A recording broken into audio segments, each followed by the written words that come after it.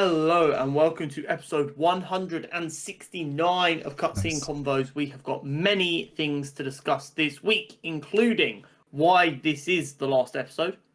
Yeah, the what title we're is gonna be not a doing- lie. Yeah, it's not clickbait. What we're going to be doing next, we're going to go through some of our best and maybe worst bits. We will have a general waffle, and as always, we will do the Nerd News Network one last time. And we'll be doing all of that with some beveraginos. This isn't just cola. There is some alcohol in here. Yep, same. So by the end, who knows what this is going to look like. I'll be fine. I don't know about you. One thing I've learned since February, when I started losing weight, I if I need to, if I know I'm going to be drinking a lot and I eat enough to counteract it, I am still fine. But that kind of level where I feel the alcohol hit is much lower now, just because the sheer body weight. I always joke around with my sister, I don't know why my sister, for reference, is a foot and a bit shorter than me. She's tiny. I'm like, I don't know why you try and drink at the same pace as me and my two brothers who are taller than her and bigger than her, because there's just more of our body to handle it. It's not that you're a bad drinker. She's a solid drinker for her size, but there's a reason lightweights don't box heavyweights type My thing. friends used to do that. They'd be like, yeah, I'm like, why it's just are a we? bad idea. We both know that I'm going to still be in a nice drunk state. You're going to be wasted, and then I'm going to have to sober up to look after you. So can you not? Yeah. To be fair, it's not destroyed my ability to handle alcohol. No. But there was a period of time there where I felt immortal while drinking, as long as I'd had enough food to eat. That is no longer the case. I am now of a case of, I'll be fine if I'm steady and stick to one drink. As soon as I start mixing now, it hits me That's the quicker. old man strat. But then also, this is also partly just getting older as well as losing weight. It's just, I get hangovers bad now again. Don't like it. I've only had one thing I'd classify as a hangover in my entire life, and that was recently when we were in Lisbon for the Champions League final. Oh yeah. We went out on the Sunday night. Our flight back was the Monday evening. I woke up on the Monday and we didn't leave. We checked out of the hotel at 11 a.m, but we sat in the hotel food and bar area till 1 o'clock. So I was like, I cannot live. But I booted and rallied pretty well. It was a half-day hangover. If I'd felt like that for an entire day, it might have put me off drinking for a good old while. Yeah, I haven't quite had a full day hangover, but yeah. Just it's pointless. Don't drink so much you have a massive hangover, people. Drink enough to have a good time. Now that we dilly-dallied enough, probably no one's watched this bit. Anyone who actually cares enough has probably gone to the bottom here where you put the check marks on why the podcast is ending. So, 169 episodes. Nice. It's been... just over 3.5 years? Yeah, it's been 44 months. I think... if we did never missed an episode ever, which I think we've got a pretty good record of not missing that many. Yeah. I think this should have been episode 180. I think. So I think we've missed 11 episodes in 3.5 years, which is pretty. I feel like impressive. most of them. We've had more in the last 6 months because we both just had a busier 2025. So some of the highlights for why we missed episodes. Both of us had COVID. I think we missed 2 while I had COVID and 2 while you had COVID. Or it might have been the 1 while you had COVID. I can't quite remember. 2. I can't remember. We've had a couple of funerals in there. Yeah. And then the rest have been either I was on holiday and I couldn't plan the holiday around getting back for Wednesdays, or in the last few months while you've been travelling and it's been holidays and getting ready for work and stuff. But it's basically got to a point where this is no longer maintainable at the pace we've been doing it. No. And that's fine. Yeah, off the bat, this isn't some drama fallout. No, Connor's not me got and Hori himself are stuck together for life. Yeah, this isn't Connor's signed some secret deal with Marvel and he's going to go start a new podcast with them. But keep it on socials. It's not a new podcast, he's been cast. How fuming would you be if you found out in 6 months that actually the reason I was like so okay about ending it here was because I did have a job lined up that you weren't allowed to know I've about. just saved you having to. Yeah. You broached it a week before I was planning on having the conversation because I'm heading up to Scotland to be in Spider-Man. I would come out with some slanderous tweets. But no, it's for those that have regular listens, like they'll know I've gone from being self-employed, lots of free time. I've never shied away from the fact that I had plenty of free time. Yeah. To living the 9 to 5 life with also traveling twice a week. Yeah, two evenings a week you lose to driving. Circumstances just have changed, and life as like got older, life's getting in the way a bit. It's just one of those. Unfortunately, the time put in is just taking up too much. Yeah, and that's completely right. It's one of them ones where it's easy to sit here and because we've been doing it for so long, not realise how much time it takes each week. But for the last year since we've been in the flat, my Monday evenings were get everything ready, sort out running order. Then Wednesday was do the news, record, and then Friday evenings were edit all the shorts. Yeah. And that was just for the podcast before we consider any time to watch. Like there was some weeks we had like 3 1-hour-long episodes we needed to watch. And sometimes that'd be considered a quiet week. Yeah. And then you've got me binging them all, be like, why have you not watched them all? Yeah. Now I know. I think there was a I don't know. You can tell me. I think there was a rude awakening for how much effort is required for this while maintaining a job, and that's before considering the additional effort of 2 nights traveling a week. Yeah, and then like I said to you when we discussed this in private, whatever, but the respect level that I suddenly had for you of balancing this podcast and your own content and hobbies and a job and a relationship, I was like, yeah, that couldn't be me. Could not. It's a lot, man. But I'll be honest, you saying that really like made it easier for me to go, yeah, maybe you're right here, because I've always been a busy person and I don't feel like it sometimes. But before like doing any content stuff, I like from the age of 12 to 19, I was playing cricket at a decently high level. And that was because I was playing senior as well as 2 or 3 youth teams. I was playing cricket like at the height of summer, like 7 days a week. And sometimes that would be 3 weeks straight. So like I've never really I'm not good with free time. I'm a very fidgety person, so I have to fill it with something. Like the big issue that me and Jen have when we're trying to plan holidays is she loves nothing more occasionally. She likes a mix of holidays, but one of her favourite kinds of holidays, rightfully so, is going somewhere nice and laying on a sun lounger for 4 hours. And I'm like, cool, after 25 minutes, I want to die. So, like, it's just me as a person. So I've always found ways to fill my time, and I'll do something else to fill the time. I mean, I'm not going to talk about it today because there's not enough ready yet, but I've spoken about some things that I've kind of had in the back of my mind that I'm like, cool, I've got the time now, that'll get thrown in there. And it'll give you time to kind of relax and feel human again, which is important. The boys have not regularly played games in fucking forever. No. So that'll be good.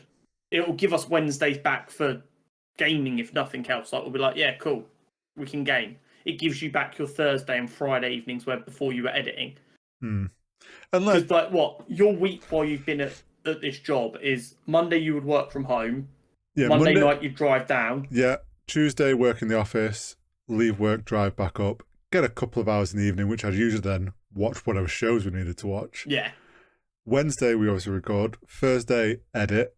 Friday nights I have D&D usually with my mates when we're all available to schedule it in. So that's like my one night where I kind of chill or already have plans. Then Saturday, I do a bit more editing. And the weekend's like, yeah, I get to chill. But it's like, as soon as something's then crops up on a weekend or whatnot, it's like, oh, there we go. Just trying to planning to see people or do something that isn't regular becomes no and impossible. Yeah. Like for the last 3.5 years, essentially, because it's been such a staple in my week. I've said to my friends, I will do whatever I can to see you and hang out with you. You've just got to give me 3 weeks notice of what you want to do, so that I know I need to get ahead on editing a bunch of stuff, so that I can make sure on Saturday I can actually spend time with you. And it's not a bad way to live, but it's not an ideal way to live when sometimes something crops up and your mate's like, hey, do you want to do this thing? You're like, I would love to, but I can't. Well, yeah, and it sucks. And like, obviously, when we started this, it's like things were, the scales have sort of just tipped. It's like when you start something new like this, and then we're both like, we want to do the podcast, we're proper driven to do it. You don't think twice about putting all that time and effort in. That's what you do with content creation in general. Like there's that understanding of you're going to have to put time and effort in and not get much return. But when the scales have tipped to the return isn't, now we put so much time and effort in and life's just changed. It's like, we're not getting out of it what we want. We're still going to be watching shows. We're still going to be discussing it. We're still going to get all that enjoyment that we both get from each other about it. We just don't have to worry about turning it into a podcast every week. Absolutely. And that's the big thing, right? Off the back of kind of me and Horry having the discussion about it needs to piece out. Yeah. We spawned a gaming night we organised with the boys, which was the first in ages, because having the conversation, I was like, we've really not gamed in forever. Like, it like dawned on me as we were having, so I was like, boys, dates when you're available right now, let's book it. And within like 12 hours, we got a date solidified, everyone had it in their calendars. I was like, right, cool. And then like also like a week later, we had the movie club now, which is a way for us to essentially do this, but with much less stress and on a much looser schedule. It's like, here are 6 films to watch over the next 2 months, and we'll all give our opinion on them, and we can all meant to watch them over 2 months. Well, like, I mean, that's what it's kind of turned into. I think it's been a month. I watched them in like 2-3 weeks. Yeah. Tell me you don't have a girlfriend who you need to fucking solidify times to watch films with. It's funny, nice. It's just like, do you know what's funny though? Definitely watched The Creator while I was working. Oh yeah, no, that's to be fair, I did that one out of all of them because I'd seen it before, and I was like, well, I'm just put it on it again. If I miss parts, who cares? Yeah. But yeah, like, it's gonna free our friends group to do stuff again that we've kind of missed out on doing. Yeah. And like, I know I don't want to say this and it mean nothing in the end, but if circumstances were to re-change, and in a year, 2 years time, we're both like, I really miss it, and maybe it might be one of them things where we talk about it and we're like, no, it's a bad idea, we're missing it because we miss the vibe, not because we miss it. Or we could actually be like, I actually kind of miss it, and I've got the time to do it now because maybe circumstances have changed again. It's not like we're deleting the channel, this is all going the way of the dodo. The channel's not going anywhere, the Spotify's not going anywhere, the Apple Music's not going anywhere. All the podcasts will be available for eternity. But unless AI takes over. Yeah, but it's not being updated. There's not going to be new episodes. No, yeah, it's just unless someone wants to come in and offer a fat sum of money, we'll make it work. Someone wants to come in and make it worth our while, like, it'll be reconsidered for sure. But yeah, I think so. What's going to happen next? What are you going to do with your Wednesdays? I honestly don't know. Do you know what the funniest thing that's gone through my head? And it won't happen because I still haven't got a new PC yet. But it's gone through my head that I'm like, I'll have Thursday nights back, which means I could take a Friday off and do a Rust raid. No, not Rust. Anything but Rust. That's the only thing that went through my head. I was like, I have my Thursdays back. To be honest, I don't know. Obviously, one thing that I've resparked the discussion in our group is D&D. I've been doing bits of planning for that. I'm sure once this is wrapped, I'll start figuring out, right, let's get a date in for the one shot or session 0 than when we actually do the one shot. And then hopefully we'll maybe get into having a regular D&D campaign if I get off my ass and fully get it organized. But yeah, I don't know. Just more time for the gym again. I'm just figuring out. Give me a bit of freedom to your thing. What are you going to be able to? So I'm like, this has happened at such a weird time for me, and I'm proud of myself for not spiraling. Like, I'm not sure if you remember this, but when we first started this, you were also doing your own content, and you were always struggling with consistency. So one of the things we said we wanted the podcast to be was that consistent content we could rely on every week. Yeah. And then that would like sustain us through flips and flaps of inspiration for our own content. I am at an all-time low. I've not streamed, I think, in a month and a bit. I've not uploaded a full-form video in maybe 2 months after uploading at least once a week, if not more, for a year and a bit. This week is the first week I've got a day without a short going up for the first time in 2.5 years. All of my content right now across the board is at a bit of a crossroads. And I've said to myself since I noticed it going that way, and then you were like, okay, we need to have a discussion, and we worked out where stuff is. I've kind of said, right, I'm not going to worry about a damn thing until this episode is done. And then I will spend a couple of weeks working out what I actually want to do. Because I've still created some new content in that time. Like, I've recorded bits and written scripts and stuff. Yeah. But that's been more short form stuff. So I'm like, oh, I've not like struggled to get the motivation to do that, and I've not felt pressure to do that. So maybe I need to do not even necessarily more of that. Maybe that should be like a pillar of the content I want to do. Yeah. So I've got some more stuff working out to do there. Again, I'm not going to say too much about it, but there's another project that I've mentioned in passing a few times that like a desire to do it. And I'm going to kind of follow through on that, which is exciting. I don't know if that will be something that's just kind of done in the shadows and then, haha, here's a thing, or if I will build content around that. I don't know what any of this looks like right now.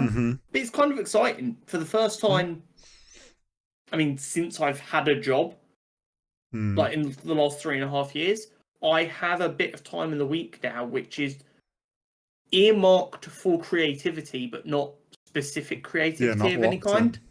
Yeah. So I don't want to waste that time, but I also don't want to just jump into something else and not really think of it. But other than that, not too much. I'm loving watching films. Downloading Letterboxd back in March really it's reminded me how much I love films, and it's made it, again, not a chore, but it's made it fun to go and watch films. I'm like, yeah, I get to do that, and I get to put it on my Letterboxd, and I get to feel like I'm like, it's like I'm a movie critic. Yeah, it's like having an external reward for doing something you like doing anyway. It's like a reward. Yeah, it's like I watch a film, and then I get to reward myself by forcing my opinion on other people, even though no one has ever seen one of my Letterboxd reviews and probably never will. In my head, I'm like, I get to have my opinion out there in a way that matters. Which scratches that itch of, to an extent, what we do here. Yeah. So I'm like, oh, that's gonna satisfy that itch. And I mean, we'll discuss it at some point, probably in the General Waffle. I had a bit of heat on Twitter this week. So, I don't know, maybe I'll just start rage baiting on Twitter. It wasn't even rage bait. Maybe I'll just start provoking conversations on Twitter more. Who knows? I will say, if you're going to do that, might as well pay for the blue tick, and then at least you get some revenue from all the interaction. That's what everyone else does on Twitter now. Once I muted that tweet, the only thing I did was every hour or so, I would go down, and anyone with a blue tick, I would hide their reply. Literally, you can go look at that tweet. You can scroll through the replies. I will say, you were like, the blue ticks have arrived. I went and looked. I was like, I can't see any. Yeah, they're all hidden. That's why. Something like with you mentioning your secret project. Now I have money and more time, which I've already started. We talked about last week. Comics have become. I have one came today, which is. Have you read it yet? Or have you had time? No, I've not had time. I love the shark biting into his logo. It's fucking awesome. It is. Some of the other covers as well. So this is the new Aquaman 2025. From what I've read briefly, people have liked it. So I was like, I like Aquaman as a character, even though he's like meme to shit. So I was like, fuck it. I want something outside of Batman. Yeah. And just nothing in Marvel is like, I'm like, oh, I really want to collect. Like Hulk, That's maybe so valid. is, but I was just like, you know what? Fuck it. DC. I'm telling you, man, you need to get on Comic Geek. I know I only downloaded it today, but I feel like every time I open that app, I find new things. I have an app called Discography, which is for my vinyls, and you can wish list and you can have like do your collection and whatnot. You said that, and I was like, I can do that for comics. So I probably will get it. Tells you the value of your collection. Oh, that's bad because I don't want to know how much I've spent. Yeah. So I've got maybe half of my collection on the app so far, and it says sticker price is $713, and I was like, ooh. Then it said estimated value, $930. An investment. Yeah. See, I will say though, some of mine that I've got, like they were on sale on Forbidden Planet, so they weren't. Most of my stuff I did not pay sticker for. Yeah, so I've the ones that I have paid more for, such as Absolute Batman 4, which I fucking found and hunted like I had eBay notifications on, and I'm not kidding. I was at the gym, and I very nearly was like, "Do I do it now?" I was like, "No, it'll be there when I get home." Brave. Which it was. It You'd have been livid if it wasn't. I would have been livid, but like for stuff like that where I was like hunting just the one, I was like, "Fuck it, I'll pay over what I should." Absolutely. Also, because it's like the chances of number 4 getting reprinted was seeming slim, and I was like, "This is." It was going to be a while, no matter. Yeah, and I was like, "This is going to irk me if I don't have it." But I reckon and the longer you go without finding one, you're also going to end up paying more and more. Even if the value wasn't going up of the comic, you'd have just got to a point where you're like, fuck it, there's not been one for 6 months, and this one's 40 quid, I'm just getting it. Yeah, that would have, like, I'd looked at ones from the US, and I was like, I can't spend this. I'm spending the same price on shipping. I was just like, shipping, man. Forget it. It weighs like an amount of paper. Like, how does shipping cost that much? You can turn it into a paper airplane. I will say, reading comics again, reading comics for the first time, but it's got me not wanting to do like comic art, but like I haven't really touched my game art stuff or done my own creative stuff for a while now.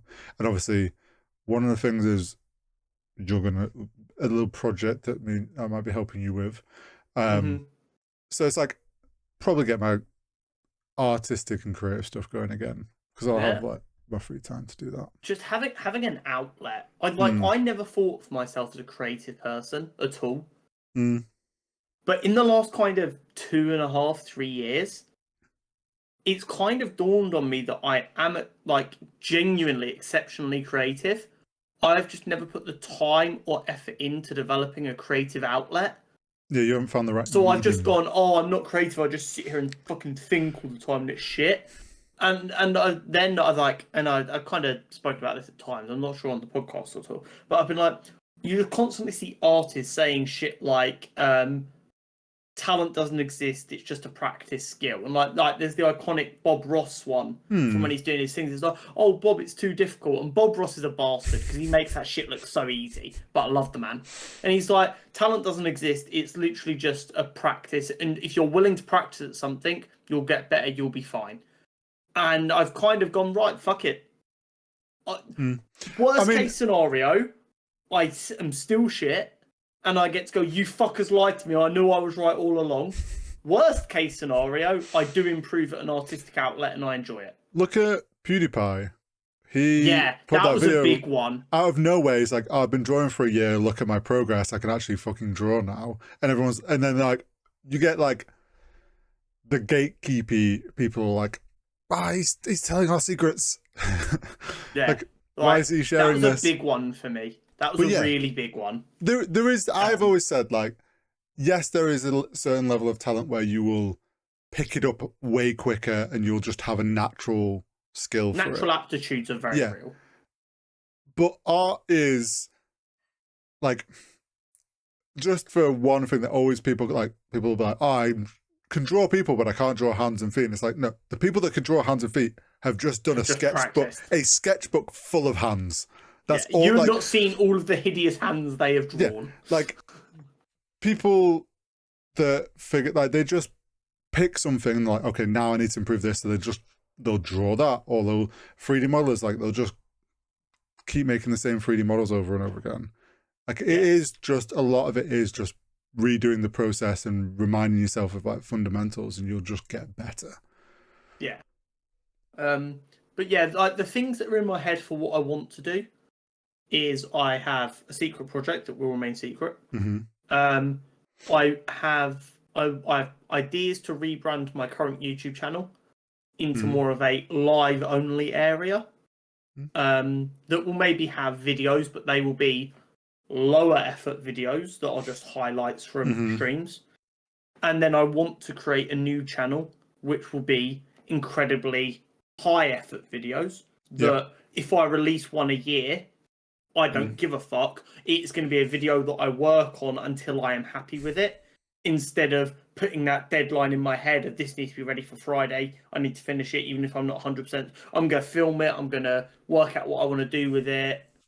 And then I will edit. I will improve my editing. I will do whatever I need to do until I'm happy with it. And then it will go out and not a minute earlier. And if that means I only upload one video a year on there, so fucking be it. It's fine for Michael Reeves. Yeah, exactly. YouTube's in this weird spot where you've got like the Mr. Beasts who do like this highly optimized content thriving. But at the same time, there are them YouTubers who upload maybe once a year. It isn't super optimized content for the algorithm, but it's made with such passion and care. And at the end of the day, that's all that matters. I'm already 25 years of age. I am not going to be the next Mr. Beast. Like, it's too late for that. It's not too late for me to leave a selection of artistic endeavors on YouTube that I am happy with and that I feel like represent me as a person.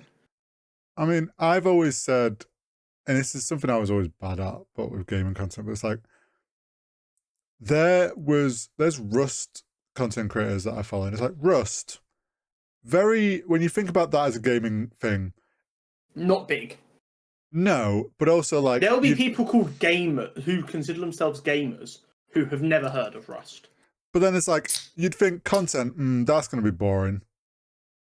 But there was people I follow, like some of them have ramped up a bit this year because they've set themselves goals. But like there was one guy, he'd put out a video once every 2 or 3 months, and it would get millions of views.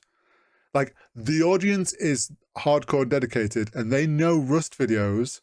Like a wipe will be for a whole weekend. We're not going to see that wipe for like weeks as a video because they've obviously got like, but they would put out like they'd find a story on Rust and turn it into like a movie level of story, and they would put the effort in with the editing and all like the extra cinematics is the word I was trying to say, and like they would do all that stuff to make it this extra thing, and it's like their fans were fine with getting like 4 videos a year. Yeah. So there is an audience for every type of like content. Like, do you know regularity. You know what kind of drove that home for me? Not safe for work content. If you go on Reddit and sorry, can I see your ID before we discuss this? And like do any string of random like adult words, there will be a subreddit dedicated to the most niche thing you've ever fucking imagined. There are people who are interested in the same thing as you out there. So do it. Yeah. Like it's that fucking simple.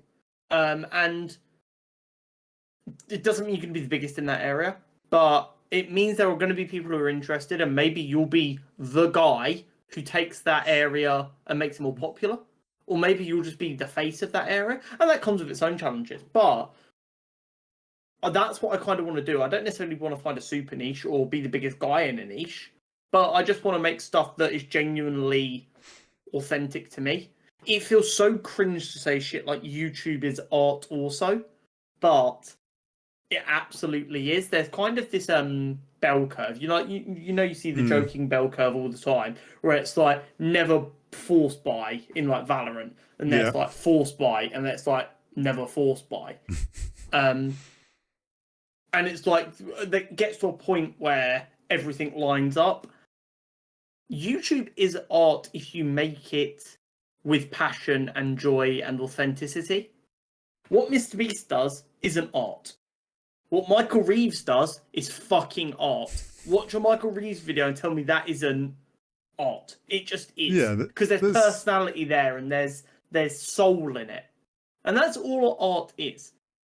Yeah, there's plenty of people on YouTube that, to them, YouTube is just a platform to essentially put their short films on. They're like, years ago, before YouTube would have been shown at like a film festival or something, and it's like, that shit all does exist there, and it has audiences. And it's just like, yeah, it's like TV.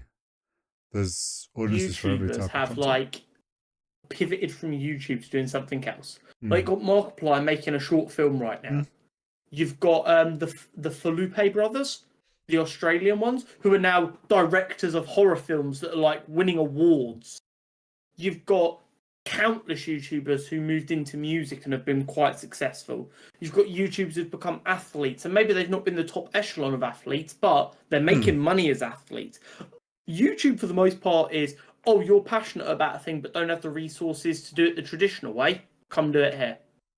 Yeah. Like, how many documentary makers exist on YouTube and then through that get the opportunity to make a documentary for a bigger name because of it? Like, that is a tale as old as time. And that's the best of YouTube. So yeah, I have plans for what I want to do. I'm very excited about some bits. I've started working on some bits, putting some bits in place. Maybe I'll be ready to kind of share the start of that by the end of the year. That's kind of my goal, to go, this is happening, by the way, by the end of the year. But if it takes longer, it takes longer. I'm kind of entering a phase of my life where I don't want to rush anything. Guys, I'm going to leak it. It's an OnlyFans. He's starting an OnlyFans. It is. I've already seen the first batch of photos from his first photo shoot. We'll call it Project S for all intensive purposes. But yeah, I think you should call it Project OF. But I'm very excited, and I really look forward to, because there's less time pressure on you, being able to go, right, who's about for some gaming? Like, I know this weekend we're hoping to get some Battlefield 6 beta in. Yep. It's my PC. I'm so scared for my PC. I'm not gonna lie. There was a period of time where my nickname in one of the servers we're in was 5 stacks.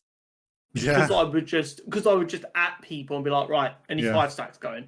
And I thought, I don't want to get to that extent again, but like, I want to be able to do that, and like at least some people be like, I'm about, we could game.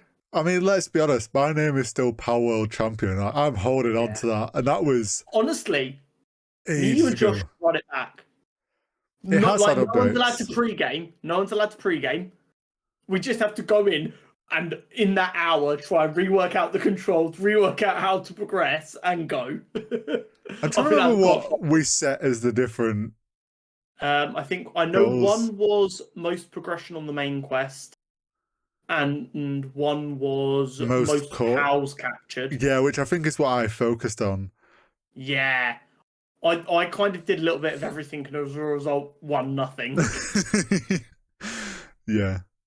I refuse to play because then do we need to sub someone else in? I don't want to lose my title. Right. This is a fun bit that I thought we've drunk a little bit now. Alcohol takes about 30 minutes to get into the bloodstream. We've been recording for about 35 minutes, so alcohol is currently affecting our cognitive abilities. Highlights and lowlights of the podcast, and I want this to be relatively unfiltered, even though it might hurt our feelings a little bit. I want to know about them times where you were ready to tell me to go fuck myself, because there must have been a time. I'm under no illusions that I can be incredibly difficult to work with, especially when I'm passionate about something. And I would like to say you've handled it like a champ for 3.5 years, because I know I'm not easy. Well, I wouldn't say that. I think probably other people, maybe they would have gone, lucky for you, you have had the... You are chill as fuck. Someone who is always and will always be chill as fuck in life. And that's just balanced. We've balanced each other well. I don't know. I think if we're talking worst parts of the last 3.5 years, do you know what? Probably the thing that always would like in the back of my head while we're recording, those times where I saw an episode go like over 2.5 hours, I'm in my back of my head like, fuck, I wish we could just end here because like, I really wish we hadn't like, we need to find a fucking way to stop this happening because I'm like, I've got 3 hours of footage to edit through. You know what the thing is? Every time we would like get to a point where like we need to do something because it's actually getting out of hand, it would get. You know what it is? It's like, you know, the law of congestion, where it's like you build more roads and congestion gets worse. It was like that every time we did something to try and counteract how long episodes were getting. We'd then add something new in and it'd make it worse again. We would save like 10 minutes for 5 episodes, and then episodes would be 40 minutes longer. Like, our first like 3 episodes were all like an hour long. The first like 6 months, there was some episodes where we struggled to make an hour. I blame you. You started it all when you suggested Star Wars. Here's the thing, though. Had I not suggested Star Wars, I would have been fucked. Yeah, Marvel would not have kept us going because let's be honest, DC was doing fuck all back in the beginning.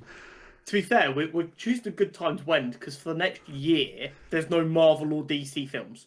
No, but we have chose to end as DC has just returned with a bang. Yeah, DC are goated. They've killed the podcast. We have no one to hate on anymore because, you know, we're massive DC haters instead of pleading with them to be good. It's wild. If you were to look back on the podcast, like the amount of like rinsing we used to give DC, and they turned it around in one film. It's all it took. They're giving us something to be excited for again. Yeah, I will say I'm exceptionally proud of us. So I don't think we ever stooped. We never were like, fuck it, we're just going to go after these people for clicks. No. Which I think we are both on the internet enough to know what we could have gone after to get easy views. But we were like, no, fuck that. We have no interest in it. There was a period of time where we were like, we'll stay away from anything controversial just to make our own lives easier. But then when the needle wasn't moving, we were like, fuck it, there's not enough people here to be angry at us anyway. Let's just say what we really think. Yeah. Which I would say I enjoyed the podcast a lot more once I felt comfortable enough to call a CEO a dickhead and be like, right, you guys are making your life more hard than it needs to be. Being a CEO of like Warner Brothers, in theory, is a piece of piss. I don't know how he's made it that hard. Do you know what I think was the point where the podcast, like we both sort of switched on being less talking on the hot topics or caring less about like, I don't know, the easiest way to say is brand safe, even though we never worked with brands. Yeah. But like, was the whole SAG-AFTRA strikes when that began? Because that's when the like dog shit takes were coming out from like the CEOs, and it was just like, okay, we're fucking Bob Iger saying we won't negotiate till they start losing their houses. Now you're just asking for us to have we can't not say something about this. Yeah, I think the only thing I've avoided doing is making jokes about like Luigi. I won't say his last name just for a little bit of safety, but like Louis, I was like, there's been times where I've like forcibly like gone, no. No, we've just redirected them jokes into Arasaka jokes. Yeah. Come on then, what's your worst bit of working with me? Is it that I am just too laid back and don't respond? It's not even that we're too laid back. It's that and here's the thing, the reason I never let it bubble over is because I knew it was a me issue, because never once did you let me down. Never once. So like for the first maybe 6 months, I know I was super annoying, is the best way to put it. Of like, are you still good for Thursday? Is that going to be uploaded on time? Because you're a laid back person, and for better or worse, laid back people have a reputation for not being reliable, which is bullshit, I know, but it is the way of the world. So I was like really on you, and I was like, Connor, he's never let you down. Chill the fuck out. And then it got to a point where I would only remind you of stuff if I had forgotten about it and then remembered, because I'm like, if I've forgotten about it, Hori might have forgotten about it, and that is something I would like you. And like, it got like in the last year or so, you've also been like that, where you're like, oh, by the way, don't forget about this. And I'm like, yes, I had forgotten about that. Thank you very much. I think after maybe a year or so, we were very settled into a rhythm of we knew what the other person had covered. We didn't need to worry. I mean, I never found it annoying. Like, I just knew that was just you also for your own sake double checking. Yeah. More than being actually like worried if I've forgot or like trying to be annoying to like trying to overpressure me. I just knew it was like, you're just checking because you're like making sure in your own space, oh, I'm on top of this and like, yeah, we are good to go. It never bothered me. But again, I'm so laid back. Yeah. Yeah, I think that's why it works though. I think 2 of you or 2 of me, and this entire thing would have crumbled inside a year. Two of you, I think it would have been fine. 2 of me, I don't know. No, because 2 of me, nothing would have got done. We would have both turned up with no notes and been like, what do we want to talk about this episode? Somehow ramble through stuff for an hour. I will say there was times, not I can think of any specific examples. Well, and I know this was a me issue because I'd have asked you would have done it because there was times I did. But there were times I'm like, Hori, can you just offer to take over the notes for a fucking week? And like that was when like shit was like hitting the fan in personal life or whatever. And like we talk about stuff outside this. We're not one of them freaks who just like hit record and then don't speak until the next Wednesday. But I'm like, Connor, he's laid back as fuck. If you need him to help you, ask, he will. But again, I knew it was a me thing, which is why I never got that angry. No, I think that's fair. And do you know what that issue is? It's because back in my mind, I'm like, there was times I'm like, I do feel a little bad because Connor does all the fucking notes. But then also I'm the sort of person where I would have just been like, fine going in with no notes. Like if you turn around and said, I haven't got notes done this week, I'm like, that's fine. We'll wing it. Yeah. I've always been a wing it person. This is like, it's like, like I'm going to use the term relationship here. This is a relationship. Yeah, right? It's not an intimate relationship of such, but it is a relationship. But me and Jenna are quite similar in the sense of I will offer to help if I feel like she really needs it. But for the most part, there are things that bother her that do not bother me. So she will not get angry at me if I don't think to do them because they are things that she knows specifically bothers her. Like it would bother me if I didn't have notes. But I'm not going to expect you to jump in and do the notes when I know having no notes doesn't bother you. Yeah. It's a thing I prefer, so why should I expect you to operate in my way of being? I will say, I think this podcast made me a better teammate, which is insanely... It was an insanely difficult thing to come to terms with someone who played team sports for a decade. For me to... Being a part of this like made me a better teammate. I'm like, Connor, you played team sports for literally 10 years. How are you not a better teammate already? No, I think that's fair. I don't know why. Fuck, my brain's now forgetting his name. Go on. Give me. It's to do with basketball and Michael Jordan and who was the one that was off the rails all the time. Oh, Dennis Rodman. Yes. I remember that this is just made me randomly think, because obviously I'm laid back and whatever. People would ask Michael Jordan, like, oh, do you, like, lock the team? Like, why? He's off partying. He's like, doesn't matter. He turns up on the day. He does the shit I need him to do. Yeah. I'm not going to stress. I know I can rely on him. I know he's going to be ready on game day. Yeah. Who gives a fuck how he gets ready? Yeah. Yeah. It's... yeah. I think, based on what you've already said, I think we both had a similar kind of guilt at times to how much the other person was doing. Because, like, yeah, I did the notes, I sorted the shorts, I did all that. But at the same time, like you're saying, I'd see 2.5 hour recording. I'm like, Hori's got to edit all that, get it cut up in segments, and get it to me in time to turn into shorts. That's also a lot of work. I reckon we probably ended up about a 50-50 split. But it's interesting that both of us at times were like, am I doing enough or am I coasting here? And maybe that's why it worked, because we were both so cognizant of the effort the other person was putting in. But it also, like, that split of work worked best, because obviously I wasn't... Yeah, absolutely. For us wanting to do this and, like, get it out essentially within 4 days or whatever of us recording, it was, well, it used to be quicker, but... It used to be Thursday to Friday. Yeah. Like, that was just because obviously I had the daytime, so it just made sense. Yeah. And I've, like, found ways to make it quicker and get faster at things. So it's like... Oh, I've got so much better at editing. Like, the first few before we had camera were edited on my phone. Yeah, I had my iPhone SE.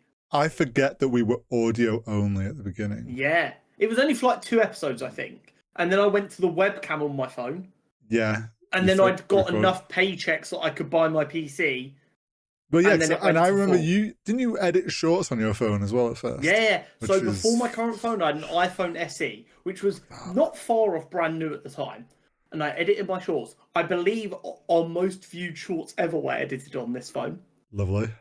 Great. And I'd take return on investment. Yeah, and this is when we were doing 9 shorts a day. Yeah. We used, I forgot we used to do that. Yeah. So I was like grabbing pictures and I was doing it all.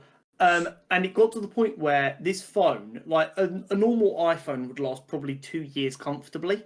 From the start of the podcast to the end, that phone died like 6 months after we started because it just couldn't hold its battery anymore. Because where I was editing for like 4 hours straight on my phone, it got so hot that the battery just fucking flatlined. It would literally get like 7 hours on a full charge. It was so funny. So funny. I'm trying to think like some of the best bits. I mean, honestly, some of the like, although the weeks were busy, those weeks where we had so many shows going on, there were weeks where we had like goated, like there was a week and we'd watch like 7 episodes of TV and we're like, oh my god, not a single one missed. It was great. Like when you look back, like in the grand scheme of things, we've had a pretty good run on films and shows. There's not really been anything that's gone, oh, this was shit. We're as reactionary as a lot of like the fandom on the internet is either. Like, yeah, we were like, it wasn't as good as it should have been. But like the only 2 times I was like really upset at a film were Madam Web. Oh yeah, and The Flash, which I did go see. Yeah. And like The Flash, I wasn't angry about. I was upset because I'd like genuinely believe there was potential there, and there was potential there. They just fucked it. But Madam Web, I was not excited to go see. I was like, I'll do it. Put one for the boys, and it was not worth it. I'm still like curious if we could launch a class action lawsuit against Sony, but probably not. Probably not. The thing is, like, now that I have my Cineworld card again, if a film like I'm as little excited for as Madam Web was to come out again, I'd probably go see it because it's not going to directly cost me money anymore. Yeah. But I like paid for that ticket specifically. That hurt. But best bits, honestly, a lot of the best bits were where it went a little bit off the rails from like the running order, and we got into like proper giggle fits. A lot of them episodes that got up to like 3 hours. And by like the 2.5 hour mark, our minds were fried. And we're just making stupid fucking jokes that probably aren't actually funny. But we're so in it that we find it fucking hilarious. It was great. And like, to be honest, some of the ones since Josh joined us and started doing the gaming stuff, like those quiz ones and stuff have been funny as fuck. Absolutely. I adore Josh. Josh was part of the podcast for about a year, which is actually an insane amount of time when you're deep. Yeah, it is wild. A lot of love for Josh. Josh is actually currently working on my new keyboard, which I'm very excited for. We did invite him to be on the last episode, but he didn't feel right being a part of it. I don't know if he'll watch this, but Josh, if you do, absolute legend. We appreciate everything you did for the podcast very much. Oh, but yeah, it sounds so cheesy and cliche, and I was hoping to get any kind of cheesy bullshit stuff out of the way before I'd had enough alcohol where people can be like, oh, you were getting soppy. But it's all kind of been fucking kick-ass. And maybe it's rose-tinted glasses. There were definitely times I was like, I cannot be arsed right now. But there was there were also a lot of times where I was like, you know what? This helped. Like the podcast after my granddad died. You were like, do you need to skip the week? I was like, no, I'm a busy person. I need to just crack on as normal. And I felt better for maybe the only time that entire week. For like the podcast an hour after that. Because we got to be just chill, think about something else. Yeah, talk about stuff you care about that's good right now. And there was another episode in the last year. Yeah, it would have been in the last year where I jumped on with you and I was like, I had a panic attack before this episode started. I don't know how I'm doing. I've never had one before. Let's just crack on and see how I get on. And although I didn't feel great after the episode ended, and the last half an hour of that episode is kind of blacked out, I don't remember any of it. I did feel better because I was like, right, I've got something to focus on. It was before we moved out and when I was still living at home, the week for some people were like planned around the podcast. Like, bearing in mind, I have my parents, I don't live there anymore, have a loud household in the best way. I love it. They were all cognizant of when I was recording. They were like, "You're recording tonight?" I'm like, "Yes, I am." They're like, "Cool, we'll be quiet. We won't make too much noise." I'm like, "You're all good. Don't worry about it." And it shows the cultural impact of the podcast. It was just like it was it's been a big part of our lives. Like, I'm 25 now. We've been doing this since I was like 22, 21. Like that's a big fucking chunk. And whether we move on from this and in 5 years' time we'll look back at it and go, why the fuck were we doing that? Or we're like, I really wish we hadn't stopped, whatever. Or somewhere in between, it's like, ended at the right time. I will always look back fondly at this. And as we get further away, the glass will only get more rose tinted. Yeah. They will. But put it this way, we got our 30s podcast phase out of the way in our 20s. Well, maybe for you. I actually did hit 30. Do you know that was the real problem? Yeah. Something that's just randomly come into my head while we're talking. We started this off the back of we both watched Spider-Man. No man. Yeah, and we were like, holy shit, that film was so good. We were talking about it non-stop. We're like, we should just start a podcast about this. Because we'd been discussing it for 6 months before that. Because there was a joke in a Discord server that I was the MCU guy. And this was like Endgame Infinity War time. And like DC was like maybe gonna fix it and turn it around. So people were dropping there like, Connor, explain this to me. I don't fucking get it. Yeah. And I had people on lock. And I was like, yeah, no, there needs to be something done here. We are finishing the podcast before we've had another Spider-Man film. Yeah. Which is wild that it's been that long. Do you want something else wild? On the flip side of there's been no Spider-Man film for the duration of this podcast. Okay. We have produced more episodes than Breaking Bad and Game of Thrones combined. Okay. Game of Thrones, I'm like, yeah, that makes... Breaking Bad, I felt like there was so many fucking episodes. But I suppose... 62 episodes of Breaking Bad. Yeah, I suppose TV, like, the seasons aren't like, super long. Put it this way. Traditional TV, 24-episode seasons, that a show would need to do 6, maybe 7 seasons to do as many episodes as us. Yeah. It's like Friends, How I Met Your Mother caliber shows that have done more episodes than us. I just didn't get the $1 million episode salary. That'd have been nice, wouldn't it, huh? Yeah. I don't think we'd be ending if we were on that. Hey, you could pay me, like, I've said it to Jenna a number of times. I was like, if content got to the point where I was earning the same as my day-to-day, I'd like reliable from like diverse revenue stream, I'd be like, do I go full time on this, knowing that in theory more time will equal more output and more money? Yeah. But also, if I'm comfortable that the money will stay even at my base salary, I'm going to earn the same money for doing stuff I enjoy doing. That'll make my life much better. And out of all the people in the world, I've got to be in the bottom 10% of people who hate my job. Like, I complain about parts of my job, but I don't hate my job nearly as much as a lot of people do. I mean, I don't feel like I can comment at the moment because you don't get to. You've been doing a 9 to 5 for 3 months. I will say I get to complain about esports. The fucking industry is a mess. Big time. Yeah, but we knew that. We warned you about that. Well, I knew that going into it. Doesn't make it nicer though. No, it's just it's what it is. I'm glad I did it. It was a fun time while it was good. Yeah. I mean, this podcast has taught me so much about content creation. This is going to sound weird. I was never a Horry's manager, but management of like my own resources and just resources in general. Time management and stuff. It's there were times, and like this is cringe as fuck. Like, I was considering putting this on LinkedIn. So I'm like, I genuinely fucking learned shit from doing this. Like, there are skills that you can't learn without doing something like this. It's like people. There's people say things like content creation. What you find like a creative way to put it onto your CV, like D&D. It's like, oh, it's a weekly team building exercise. Yeah.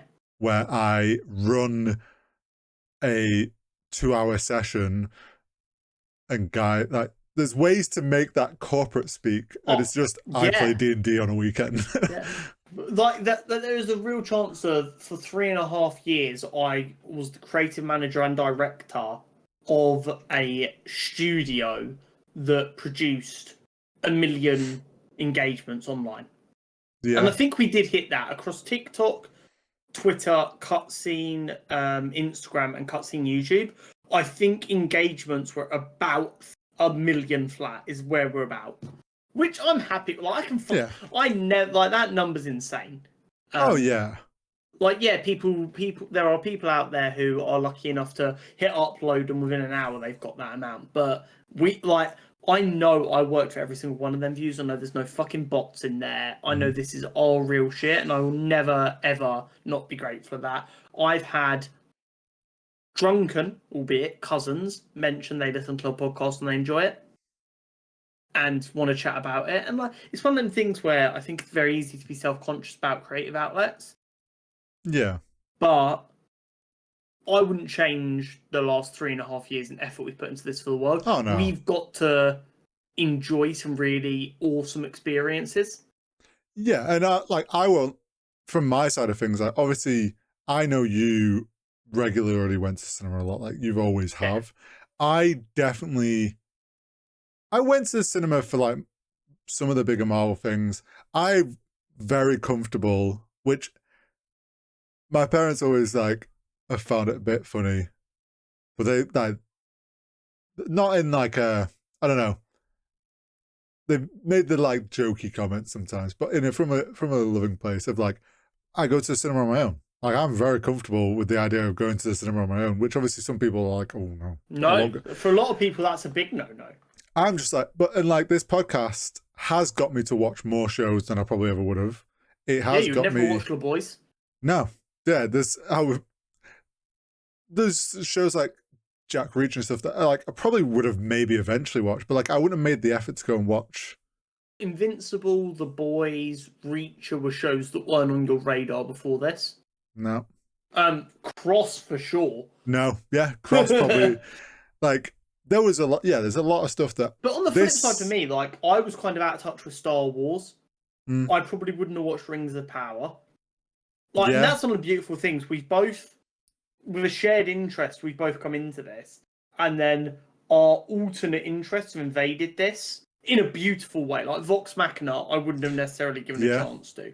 I know I was kind of curious about it. Yeah, as a result of that, we've fallen into Dropout and D20 and Game Changer. Like, it's beautiful. It's widened the things I enjoy. And also the big one, comic books, your new love.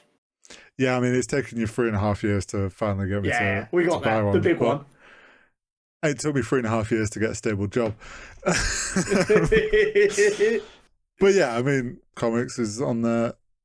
There's a lot of stuff that without the podcast and that like light pressure of like we need stuff to talk about and we obviously want to like watch it, like it helps force me to be like, okay, I'm going to sit down and make the time to watch this week. Yeah. I think that's the best way to put it, isn't it? It's kind of a gentle pressure towards things that are already on your radar. Like for a while before the podcast, I was like, oh, D&D seems interesting, but it is intimidating, and I have no reason to worry about that right now. And then there is a little reason to worry about it, so I'm like, oh, that's a reason to give it a chance. Yeah. Same with like getting deeper into Star Wars and stuff like that. And that's the only real thing I'm gonna miss of when you're into something and know a lot about it. That kind of external pressure as a result of I know you're gonna want to talk about it, to be like, that seems interesting. I know my co-host is gonna want to discuss it. Let me see what's going on over there. Because worst case scenario, in the chat being like, Connor, this is coming out. You gonna watch? Yeah. Is there anything? Oh, there is one thing you still owe me. Breaking Bad. You ain't getting that anytime soon. I'm gonna be honest. You'll get that probably as soon as you give me Game of Thrones, and I don't even want you to really watch Game of Thrones because it ends badly. But I know we discussed this before, but Game of Thrones is my biggest magnum opus of I didn't watch it because you were all fucking annoying about it, and then the ending ended up being shit, and as a result, I'm there like, who's the real winner? Huh? If I could. It's so annoying. It is such a good show, but I really enjoyed it, and that last season killed it so hard. It's wild. I've never seen a show do that.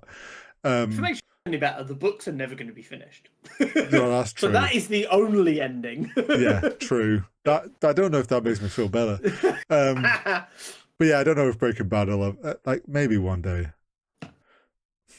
There is one truly tragic part of the podcast ending though.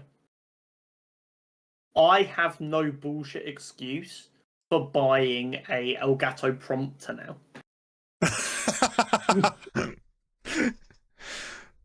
Even more reason to get an Elgato sponsor somehow.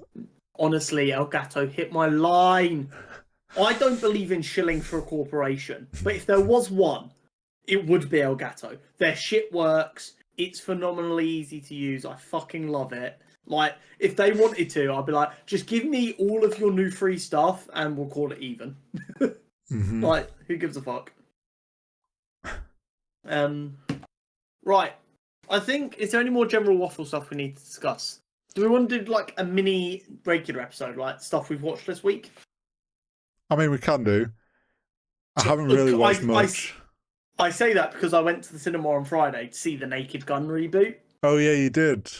That you've been talking about for so long. It's so fucking good. Comedy wins. It's so good. Liam Neeson is phenomenal. Nice. The style of comedy is exactly what I wanted. I can't remember the last time I was in a cinema for a comedy and there were so many people who physically couldn't contain their laughter. And you know me, I'm like adamant, shut the fuck up in a cinema unless you're laughing at a comedy. Like that is my only exception. The amount of people who are trying to stifle their laughs because we're British and we do largely try and stay quiet in the cinema, who are like, no, I can't do it, it's too funny, was brilliant. It was definitely out there. Although I only believe Seth MacFarlane was an executive producer, I don't think he helped with the writing. There was definitely a minor Family Guy-esque that sort of tinge nonsense to it. Yeah. So like, there's essentially a cutaway gag with a snowman that comes to life and then it kind of turns to a horror film and they have to beat it. Right. That's all set to like lovey-dovey music. Nice. That is something feels like it's straight out of a Family Guy episode. And I laughed the entire 3 minutes straight. I couldn't breathe afterwards. It was so funny. It was really, really good. I can't recommend it enough. You know, the big thing I've been worried about for like the last 2 years is rom-coms and comedies are just not getting made the way they used to. Yeah. There is a real chance that this film can start to turn the tides on that and maybe get one or two more comedies greenlit. They do really well, and then we can get that snowball going so that if I want to go watch a lot of films, it doesn't just have to be horror films constantly. Yeah. I can horror and comedy, and that should be the bread and butter, and then you get your big blockbusters. But that was really good. We've also been catching up on Peacemaker season 1. Oh yeah, you have. I should really I should really watch that before season 2 comes around. No pressure now, I guess. Well, the pressure is there of like the season's coming, and I want to watch. Yeah. Now DC's got me bad balls. Now it's not effort. It's like, oh, I need to know. Yeah, it's I want to know for this. And the other one me and Jenna have been watching is on Disney Plus. It's called Dying for Sex, and it's about a woman Story of my life. who's. It's about a woman who survived cancer. Oh. And then it's comeback stage 4, terminal. You are not going to survive. Sure. And she breaks up with her husband. She's like, since the cancer went into remission, you've not had any sexual interest in me, and I'm sick of it. I'm a sexual being. Like, stop ignoring my existence in that way. And like the cancer comes back. She's like, fuck, I'm going to die. I don't have the energy to wait for you to find me attractive anymore. We're breaking up. I'm going to go on my sexual journey and work out what the fuck this is, because I now don't have the time to wait and see. Yeah. And it's a bit kooky. It's definitely like it's got a comedy vibe to it. But it's interesting. It's different, and I'm liking it. It's got an interesting vibe to it. I will say, watching it in the month of July, which is a rough month for Jenna. July is a month in which it's the anniversary of her father's passing. This July, her uncle sadly passed. July was when her nan went ill and passed shortly after. July is just a rough month, and every year something else gets thrown on it.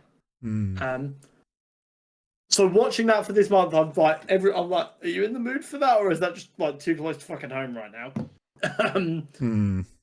But we're both enjoying it. It's very funny. It's very light-hearted about it. Yeah. It's kind of, I guess traditionally you'd call it a black comedy, but in like the best kind of way. I've also, in the last couple of days, got around to starting My Adventures with Superman, the animated show starring Jack Quaid. Oh.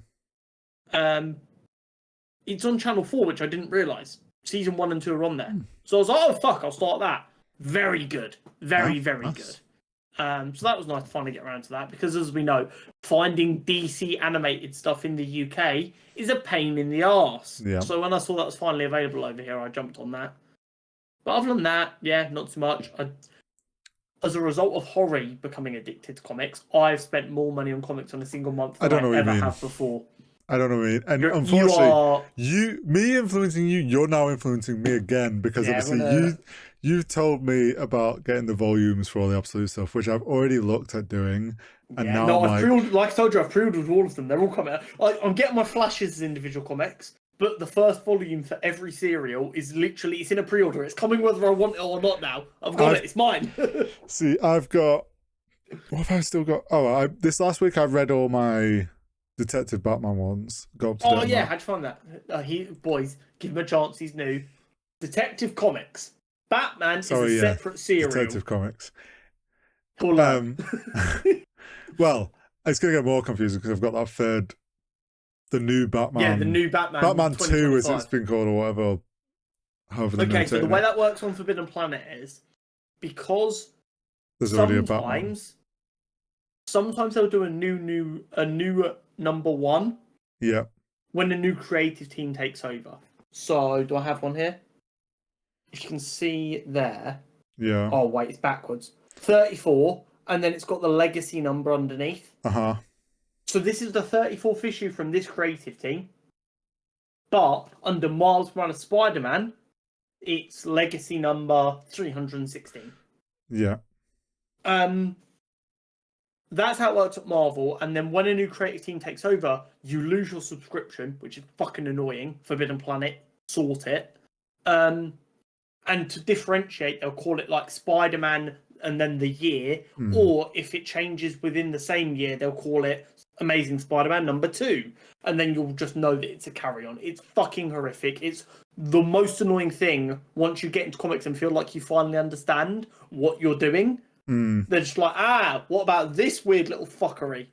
But yeah, so you've finally got all your Detective Comics. So you've got this arc that you joined in right near the end of. When I went to buy them, I was like, I knew I'd looked up and 1100 was going to be the start of a new kind of... You almost called it 1100. Yeah, I did again. 1100 is going to be the start of like a new, bigger arc. It's a new starting point. So I was like, I'll just get like the 5 before because that's what was available. That'll kind of jump in. I'll kind of get it, feel things, and I'll be ready. That'll round me out nicely. Yeah. And then I happened to unknowingly jump into like the 6th comic of a 7 comic arc, and I was like, this seems very interesting, and I could happily keep reading, but I'm like, I feel like there's some things that I want answers to of where this started from. So I was like, right, when did this arc start? 190. I was like, right, fuck it, I'm gonna have to go find the first 5. Found them, read through. Was really cool. It was an arc that tied into a character that had a relationship to Batman's parents. Okay, who was that? So, I've fucking forgotten her name off the top of my head, but she was the girlfriend of the guy that killed... She was Joe Chill's girlfriend. Yes. Joe Chill was in a car accident with her, and she was pregnant. Bruce's dad was able to save Joe Chill, even though it was obvious that he was beating his girlfriend. But he was like, I have a Hippocratic oath. Hippocratic oath. You've got to help anyone, even if they're a piece of shit. So he did it, but then in the same time, he got Martha helped through child service and stuff, and like got her and the kid out. They lied to Joe Chill and said the baby died. He hadn't. Yeah. By chance, Joe Chill obviously then kills his parents. It was not actually related to the fact that he'd helped. He didn't know all that. Yeah. One of them good old-fashioned comic book coincidences. This girlfriend had come back of his, and obviously the daughter was now older. The mum was going on like Martha's vengeance arc of being like, anyone that's does wrong, and these kids like that were coming out of juvie jail make another mistake as they've got out of jail, and they're like, oh, you've had all your chances, you don't deserve any more, you die. Very anti-Batman. Like, yes, and like there was the whole arc around that of like him figuring out who this person is and how it all ties, and trying to protect these youngsters that obviously Batman's like, no, they deserve it. And that's why you got to see the majority of the Bat fam come in. Loads of the Bat fam came in, which was cool. That's really nice to get as like your first interaction, to see them all. I know I've said it to you, and I know you won't see much of him yet, but I've got a feeling you're going to really like Duke Thomas, Signal. Right, he's quite out there for the Bat fam. He's relatively new. I say relatively new. I think like last 10 years, but it's like 70 years of history. I think Duke is going to be someone you quite like, and probably Cassandra. I could see you getting on with quite well, if I hazard a guess. But yeah, that was a fun little that, and the villain was really cool and design and stuff. Then it's like then there was like a little free comic story of Batman finding out more about the company that was sort of also behind some of that, which was Elixir, which was like Goblet of Life, also tied to Ra's al Ghul. And cool. Bit. So, that I'm such a fucking nerd. You said Goblet of Life, and I was like, cool. So that's got something to do with Ra's al Ghul and the Lazarus Pit. Yeah, yeah. It was all. So the fact that and that's all stuff that I know of. So it's like was happens to have been a really good jumping point. But yeah, that he ends up going. I forget what foreign country it is, and ends up having to save Penguin. Not that he chose to save Penguin, and then Penguin's along for the ride, just taking the piss out of him, and it's fucking great. Love that banter. And then now I'm waiting for 1100, which apparently is going to be. Hey, is that the panel where Penguin's in the back seat and he's like, some of the other villains think you talk to yourself? Yes, that was. Did you send that to me? Yeah, or did I see that on Twitter? I put it in Discord because I was like, this made me chuckle. I couldn't remember if I'd seen that on Twitter or if that was something you'd sent in. So yeah, good jumping in point, and then Absolute Batman I'll be able to read soon. I think the number 4 is coming tomorrow, hopefully. So awesome. I'm going to smash through them. My opinion on comics for the longest time have been comic books are intimidating as fuck because they are weirdly complicated.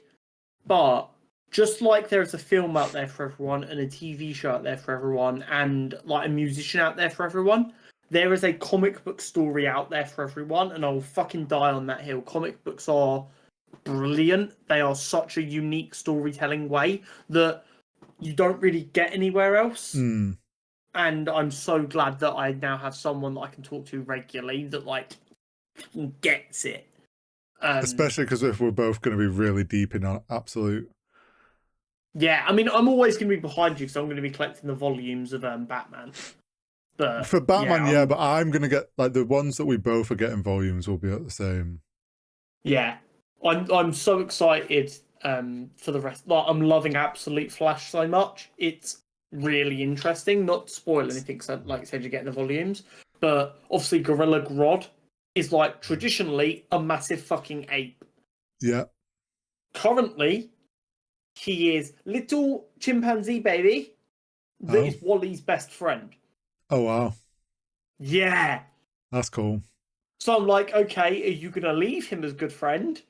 Or are we going to get gut-wrenching villain turn?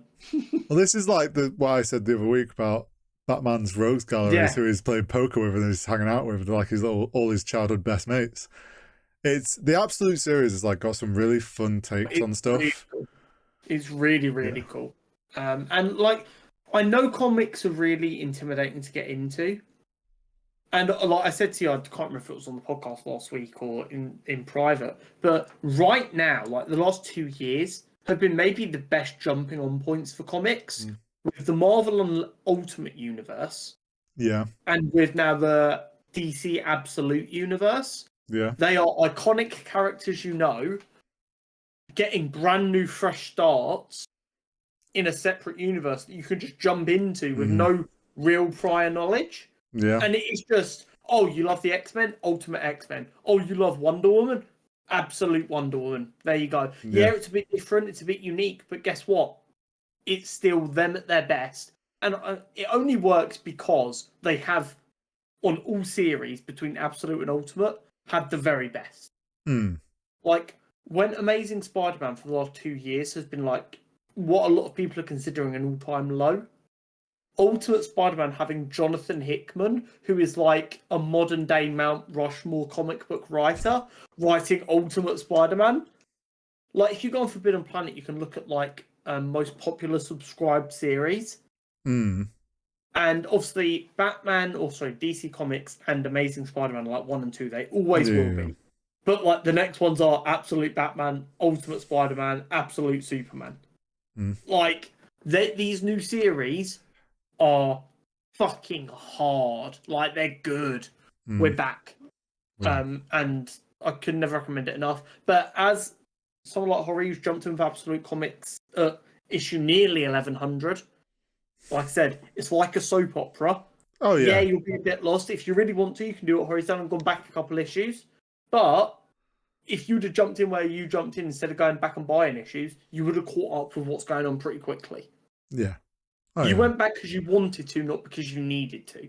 Oh, yeah. And that's the beauty of it. There's things, obviously, I know of the Bat fan, but I don't know all of them that well. I knew, I guessed, I was like, okay, that's obviously Red Hood, and I knew that was Signal because we'd done the character profile on him. So I was like, Horry's going to be our biggest viewer once the podcast ends. He's going to be going back to fucking character profiles. Going through all the random DC ones. I know Connor talked about this fucker, but I wasn't paying attention. There is obviously some characters where it's like, I'll know I'll find out more about them and they'll get explained further along again because they'll just keep cropping up. So exactly. DC Detective Comics is really interesting because that's focused on Gotham and the Bat fan. Whereas the Batman serial, which I think is like issue like 700 now, is Batman. And it's like confusing as fuck, but that is the way. If you want the Bat fam, you want your Robins, your Red Hoods, and your Signals. You're like, cool, Detective Comics.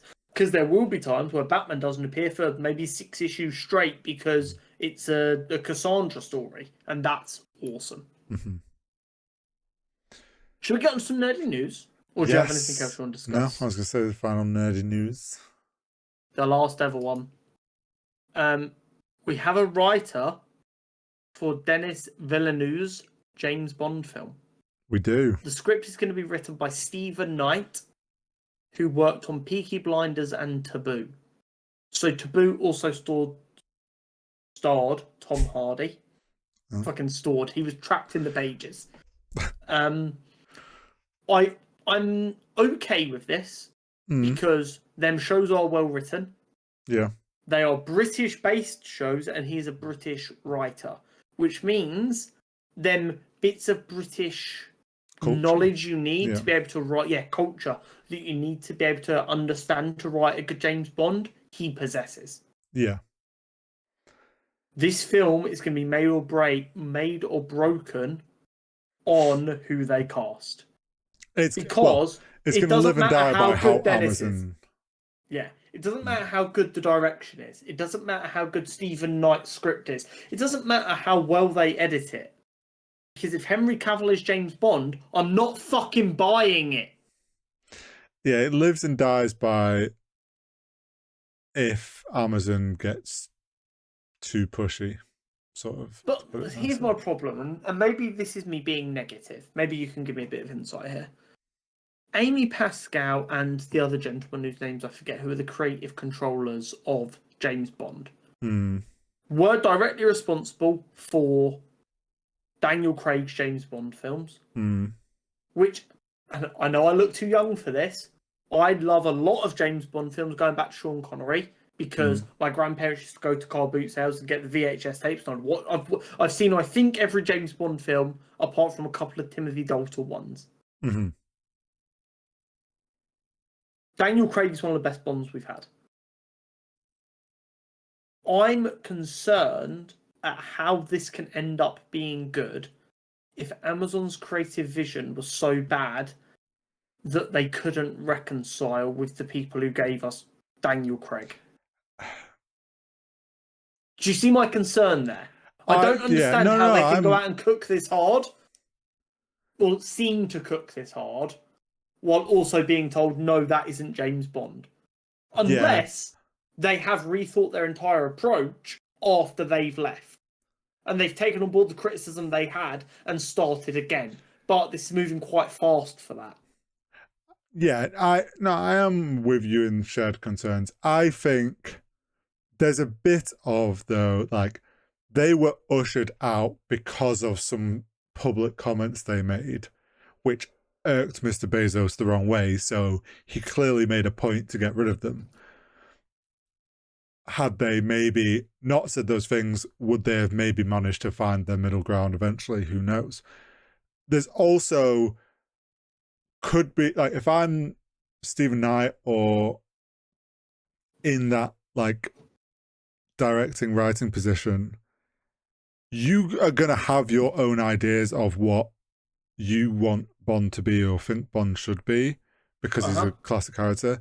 There could be an element of you've got to kind of play nicey-nicey at the beginning, and you get that, like, base level before to where Amazon then starts getting a bit loose with their control, because they're like, oh, we've got everybody in that we want in, and then you start going, oh no, we're going to go this direction, and start trying to push back on things once you've got footing.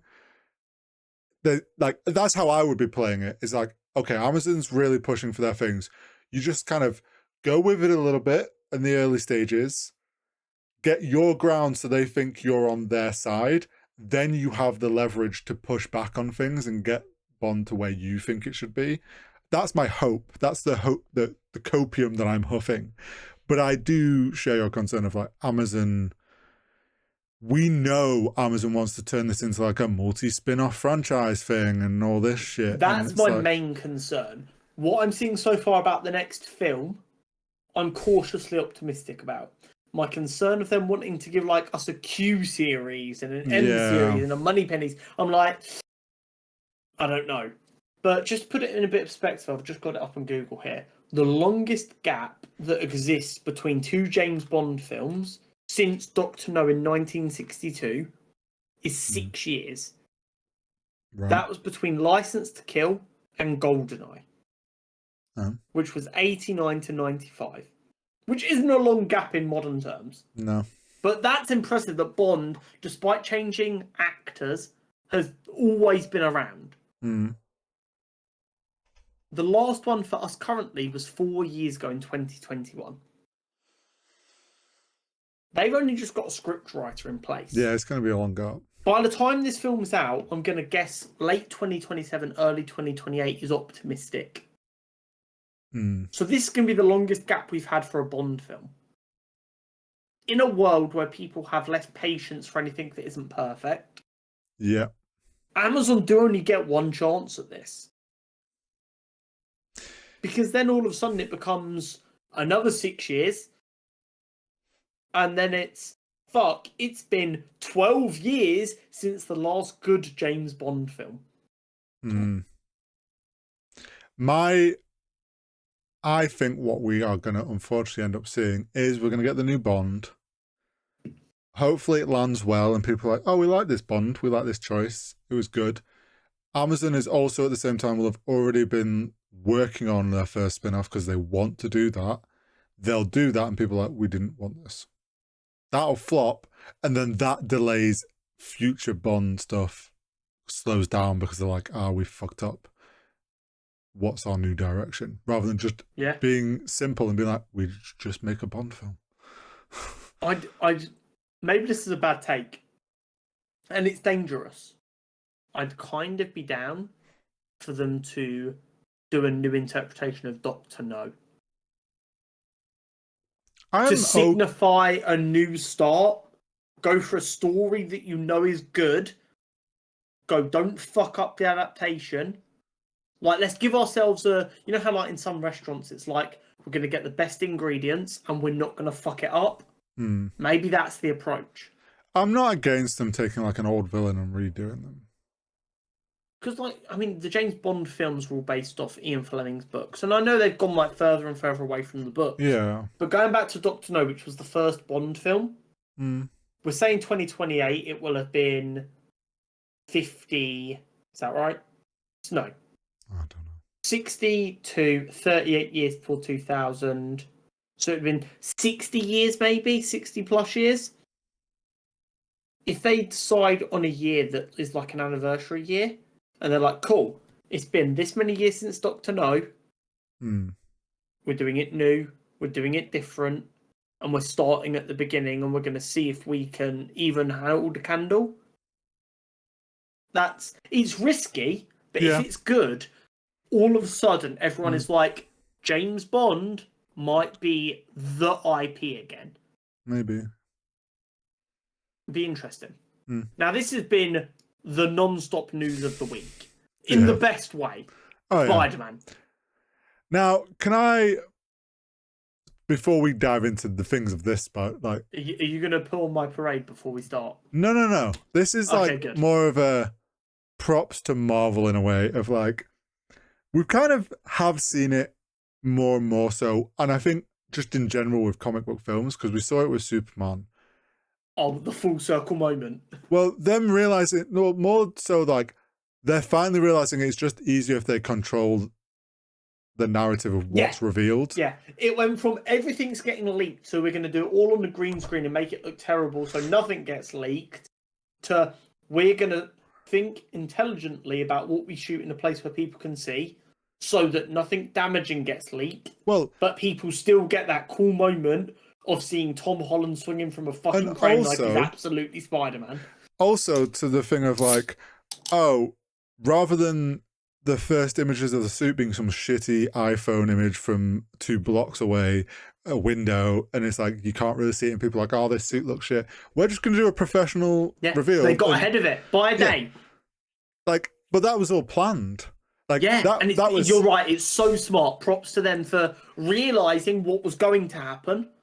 Because Superman did it. They showed us what the suit was going to be like, and then we started seeing it, and everyone was already kind of on board with it. Yeah.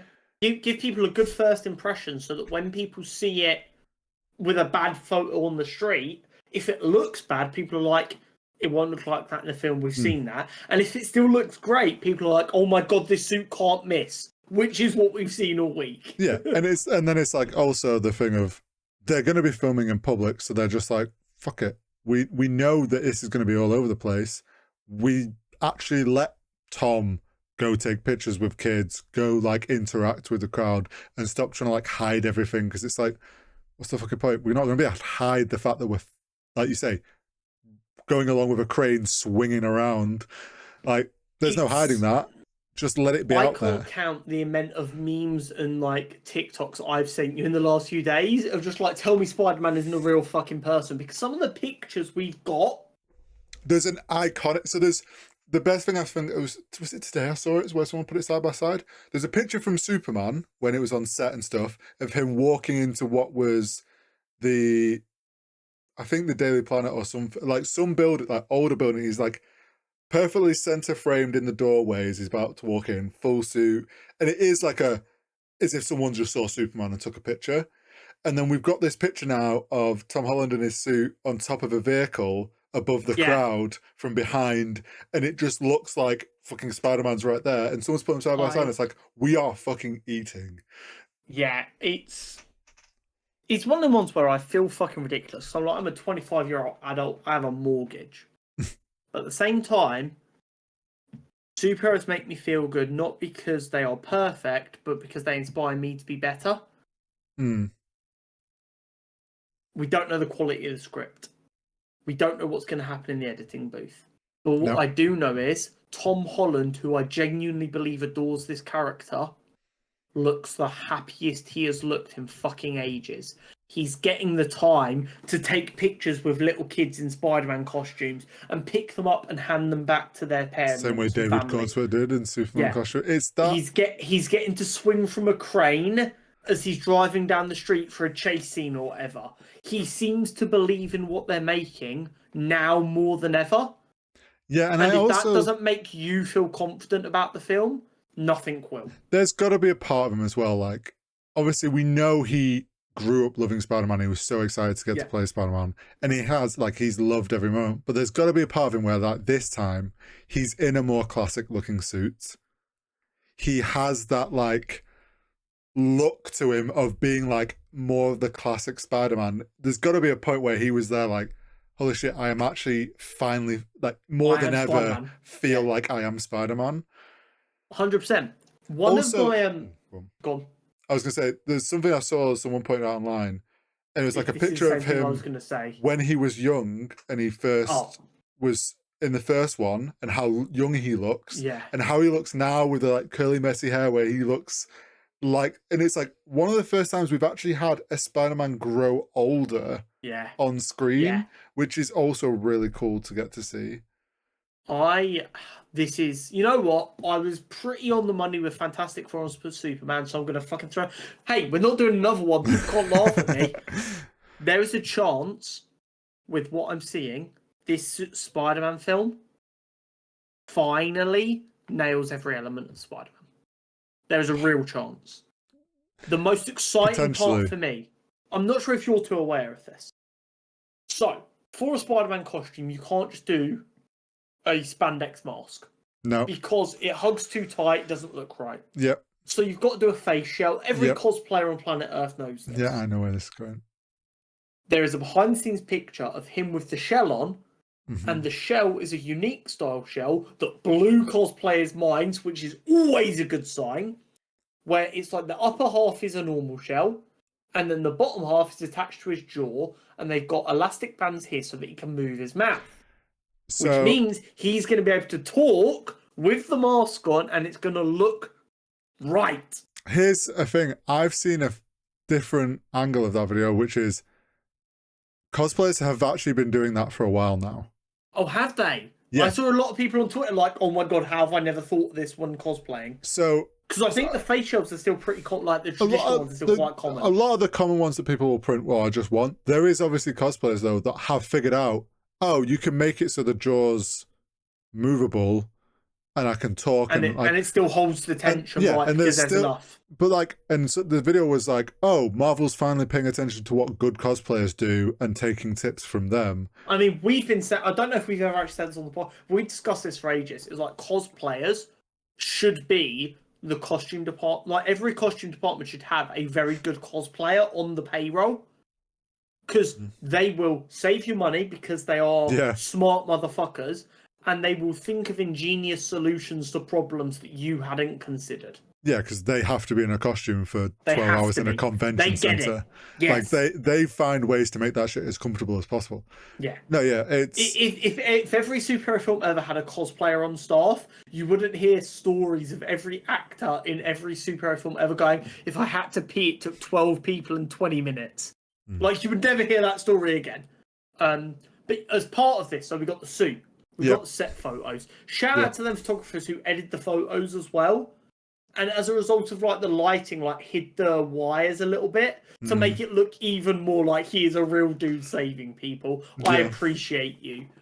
Hulk has been confirmed, and Scorpion has been confirmed. Which, if people will throw their mind back to Homecoming, when Vulture gets locked up, we meet a dude in the prison who has a scorpion neck tattoo, who everyone has said for the longest time, that's got to be Scorpion. He is very clearly a part of this film. That character, at least, it has to be Scorpion, otherwise it makes no sense. Yeah.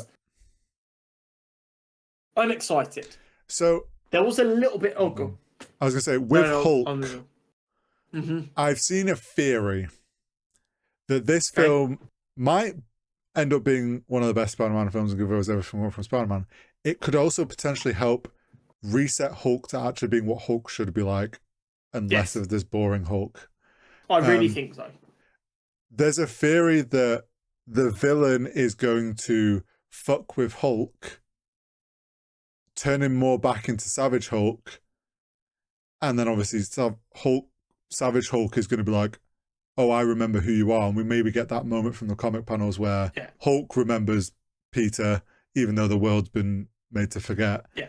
But we also get more of a Savage Hulk that's going to be kind of the Hulk that Hulk should be. Then, like, don't get me wrong, it's been fine that we've had like Professor Hulk in this, like, but that isn't Hulk.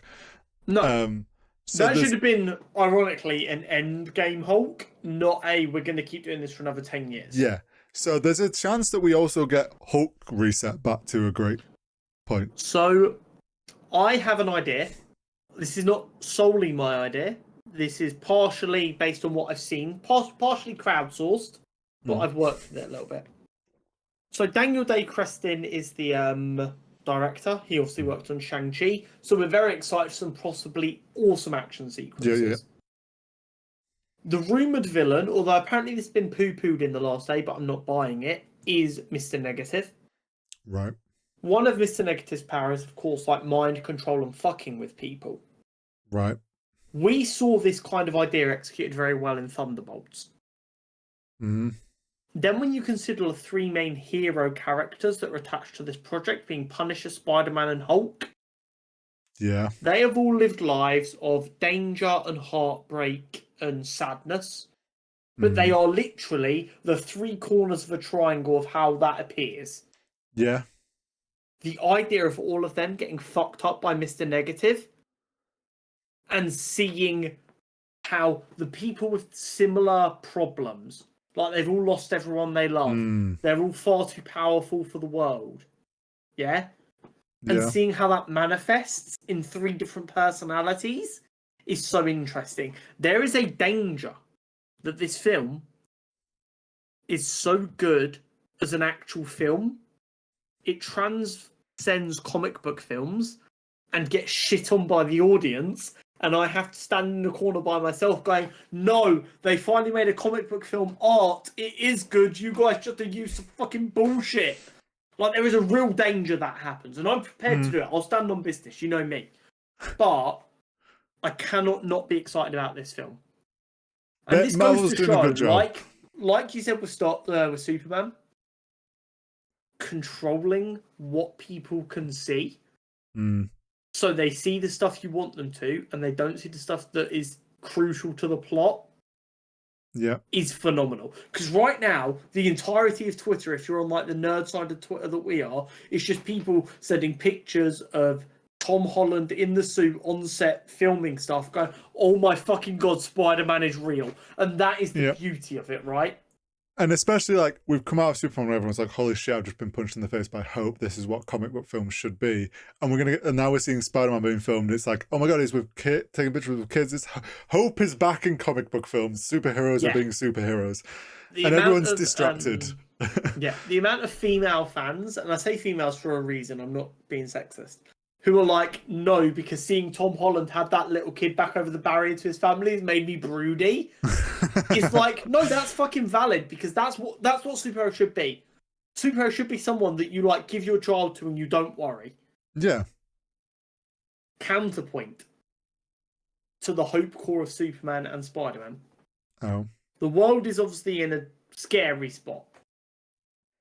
Does superhero fans starting to enjoy hope core stuff put The Boys season 5 in a dangerous spot? No. Because The Boys started when everyone was bored of traditional heroes and they wanted dark anti-heroes. But I feel like we're starting to go, no, I want my hero to be a good guy. No, I think if anything that helps The Boys get back to being like, oh yeah, The Boys is taking the piss. Oh, okay. That's actually an interesting point I hadn't considered. You think it shows The Boys as being different rather than everything moving towards The Boys? Like, everyone starts to remember, hope is what superheroes should be, and then it's like you see The Boys are like, oh yeah, The Boys is taking the piss out of everything that's superhero. You know what? That's actually a really good point. Adding contrast back to The Boys might help The Boys be what it's supposed to be. Especially because The Boys is getting a little too real in the world. Unfortunately, I saw some memes in the last few weeks of people like The Boys script writers on their 69th rewrite because the real world keeps one-upping them, and I'm like, sadly, you're not wrong.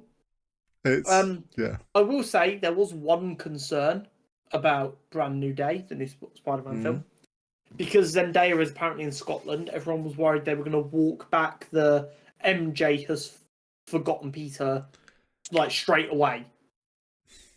Reports are suggesting that she is purely in Scotland because she's engaged to Tom Holland. He's filming there for a little while. She has nothing going on, so she wants to be near him, which, as two people who are incredibly busy, I imagine finding any time you can be together is incredibly important. Yeah, and also, like, when she has been on set with him from the Spider-Man film, she's always talked about how much they enjoy filming the Spider-Man stuff. She'll just be enjoying watching him enjoy being Spider-Man. Yeah. And we know she's a part of the film, but the expectation is she's a small part of the film to keep that relationship there for when eventually she regains her memory, as the script for No Way Home suggested, maybe in the next film. But yeah, not to worry, they're not walking it back straight away. But she's in this film. She's there because her future husband is filming a bunch of cool shit in Glasgow, and she has nothing else going on, so she's going to chill. Well, so normal. Let's be honest, they've just got off filming Odyssey, and he's going straight into filming this. It's probably like, well, I just want to go spend time with him. I'd like to see him. I want to see him before I have to go film Dune. On slightly worse news for Marvel, it's not bad news, it's worse news. Fantastic Four has suffered a massive second week drop as a result, Superman is likely to finish as 2025's top dog amongst comic book movies. So this is really interesting. So I know you don't see as much negative shit as I do on your social media. So a lot of people in a certain fan base have been making noise about the fact that this Superman film's not made as much money as a previous Superman film. Yeah. But it has passed the Superman. Yeah. No, it hasn't. But everything's relative, right? When a previous Superman film came out, superhero films were like crack cocaine. Yeah. Everyone wanted some. No one was like not interested. Yeah. The market is set by the market. Right now, superhero films don't make as much money. it's a little bit concerning, but that is the lay of the land. This Yeah. is going to be the first time, providing Superman does stay on top, that DC are the biggest comic book movie provider of the year since 2008. Which is huge for them, and that's Yeah. why Superman's success, even though it's not made as much money as the previous version, because it's made more money than its direct competitors. What I will say is the reason I think Fantastic Four struggled, as someone who enjoyed it but thought it could have done better, Fantastic Four is not nearly as rewatchable as Superman. Even if you love Fantastic Four, it's not as rewatchable as Superman is. Yeah, and it's like, yes, there was some great messaging in Fantastic Four, like Family Matters and all that. But because it was such a end of the world situation and quite an intense storyline, it's not got the same sort of like discussion around it as Superman has, of just being, this was a superhero and it's filled us all with hope. And these songs from that have just like, punk rock is the new, just being nice and thinking about the best, and everyone is actually the new punk rock. 5 years time, which is a song from all of our childhoods, is like popping off because we're like, oh my god, nostalgia. Like they've just hit like so many good points that just makes it very easy to talk about on the internet for longer. Yeah, absolutely. Whereas Fantastic Four is just like, everyone's like, oh, this was a good Marvel film. Still world ending. Marvel's been going on for a while. It's like, it's kind of the same old for them. Absolutely. Like, you know me, I'm not a big film rewatcher. I have a ridiculous memory for things I have watched. Superman, me and Jenna almost went back to rewatch in the cinema because we were like, that was really fun. I'd like to see that in the cinema again. I did look at, I was like, can I go see it in IMAX? It'd already gone from IMAX. I was too late. Exactly. And I was like, fuck, okay, I probably won't. And this is what I mean, like, no matter even if like I think parts of Fantastic Four may be better put together, I still prefer Superman, but I think maybe parts of Fantastic Four are more thought out and put together. It's not as rewatchable a film as Superman, and that's okay, but that explains, I think, that drop. I think Superman didn't have that drop because A, it didn't have as good an opening weekend, so there wasn't as fast full. But also, a lot of people word of mouth and were like, oh, you need to go see that, and people were like, this is okay, what I was going to say. And also, a lot of people were like, I need to see that again, I'm going next weekend. You've got to look at it as well, like, going into this, you've got audience goes and sees both, right? The initial audience are going to go see both no matter what because they're comic book fans and they're going to be there day one. They go see Superman. The relaunch of the DC and with the DCU, this is them, their first film in a fresh thing. People go and they go, holy shit, this was good. They've actually cooked. So people that were on the fence about DC coming back were like, oh shit, maybe DC is back. I go see it. So more people go see it in the second week. Marvel, at the same time as the narrative of Fantastic Four, you've got the diehard Marvel fans like us, like have still kept watching, go see it. They're like, yeah, it's a good film, solid film from Marvel for like, and we compared to like in the past recent years. But at the same time, the news narrative that came out was Marvel confirmed to be soft rebooting at Secret Wars. So those casual people that haven't really cared about Marvel anymore hear that, yeah, it was a good film. We like, but Marvel fans are like, but Superman was kind of better. Hear that and they go, oh, and it's soft rebooting. So are those people like, is it even going to matter? I'm not fussed about going to see it. I'm just going to wait and see what happens with this soft reboot. If it's all getting, and they see it as like, oh, it's all getting reset. So what's the point in going to watch it?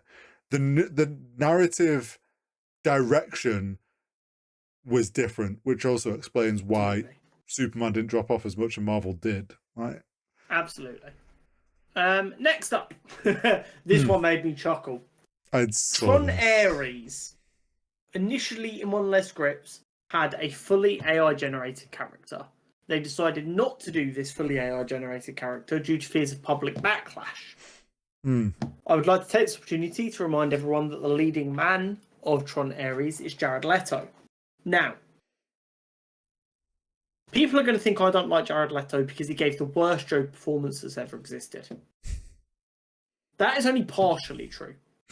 I don't like Jared Leto because he is a fucking creep who has a history of creeping on like 17 and 16-year-old girls, and the fact that the man's not in prison is genuinely a wonder of the world, allegedly. Everyone's had the same thought as me, according to... I thought I was really unique when I did my tweet.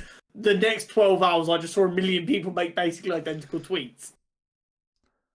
How have you gone, we can't use generative AI, the people will be angry, but Jared Leto's our main guy?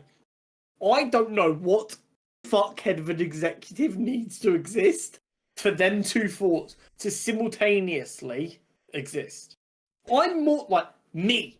If you've watched any of the last 30 episodes, I'm more likely to go watch a film with a fully AI generated character than a film with Jared Leto in it. I was about to say, out of any film that could have a story, and Tron is the only one that has an argument for it. Yeah, exactly. If Tron was like, oh, we're gonna use and we're gonna write this in a way of like, there's a fully AI thing, and this is quite clearly a point fun at the idea of generative AI and all and the future of AI and like how bad it is, but we're gonna do it and we're gonna actually use a generative AI character, and you're gonna see current real world example of like what the fuck is going on. How bad it is, yeah. It just doesn't respond to what the plot's saying and shit, yeah. And if I would have been like, I don't like the fact you've used generative AI, but it also does make sense for the story, and I'm willing to allow you maybe to do this. But yeah, the fact that they were like, that's clearly going to be the worst possible thing for this film, so we can't do that. I like to think you have the executives in a boardroom, and someone in a way, we have a massive PR issue with our plans for Tron, and someone went, it's the generative AI character, and the person just has like on a bit of paper just Jared Leto, and they're like, yeah, it's the generative AI person. Jared Leto's a piece of shit. You know what will have happened? It was like the script was there was going to be a generative AI, and then the execs have gone. It's public sentiment all over the news. I've seen it like on Facebook. They don't like the AI. They don't like the AI and everything. We can't use it.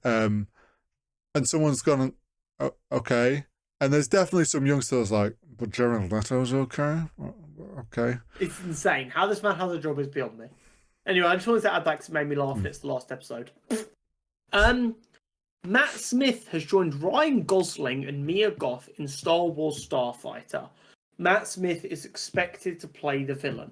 Now, I said to you earlier when you sent this to me, this is giving Star Trek cast vibes. Yes, you did. And then you, ever the intelligent one in the room, when the last time we didn't have a fucking clue what they were doing with the casting, we got Skeleton Crew. Yeah, we had no idea what the story was. It was just called Skeleton Crew. We got a weird casting of different like kids, Jude Law, and a bunch of kids, and we're like, what the fuck is this film and how is this Star Wars?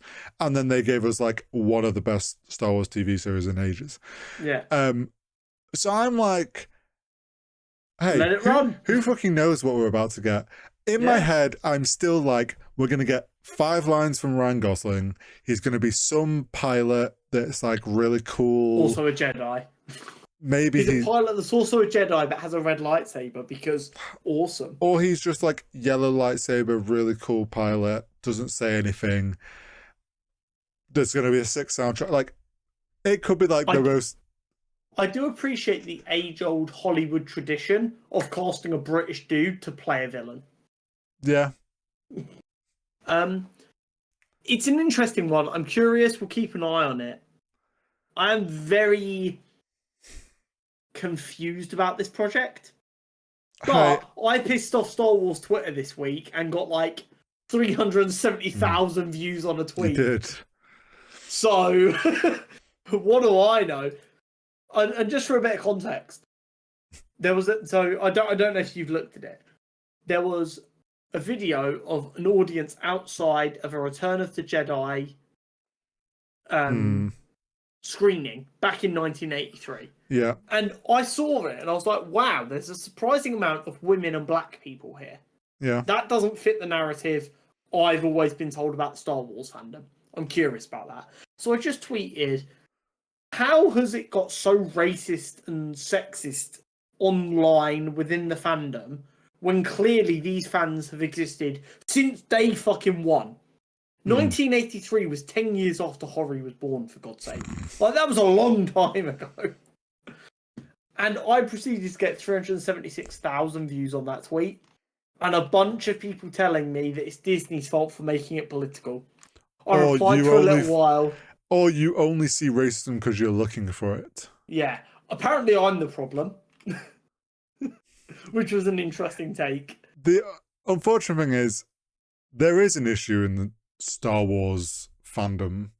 But also, that response on Twitter just shows the state of Twitter as well. Mate, it's so bad. Right. It just kept getting worse. I was like, oh, this is kind of like when I said this tweet may have escaped containment in the group chat. It had 20,000 views. That was when I was like, oh, this might get a bit bad. It got so much. My biggest YouTube short, which I like to bring up as a joke occasionally, has 111,000 views. This tweet has more than that. It's fucking dreadful. Yeah. Just a state of Twitter, innit? And our last bit of news. Universal has updated its film credits to say this film may not be used to train AI, which is cool. And apparently internally they've stated that their plans are to more aggressively and litigiously go after anyone that they believe is using their films to train AI. Which I think is a good move. As long as Universal also protect the rights of writers, directors, actors. Notice this is happening now after Disney was like, okay, fuck you, AI, we're going to sue you. I still stand by the fact that these big studios are only doing it now because there's such negative response to it, and because they've realised they can't make it. Oh my god, the AI is so awesome, they'd have been using that shit instantly. But they're like, shit, we can't make money off this and people don't like it, so we're going to go after the people to stop them trying to make money off it. I don't know if we discussed it, but IMAX are doing like a 2-day AI film. And I was like, I love it. You know me, there are certain films I'm like, that's an IMAX film. It's such good quality. The picture's bigger. You see more. It's amazing. And they're prompting up AI shit.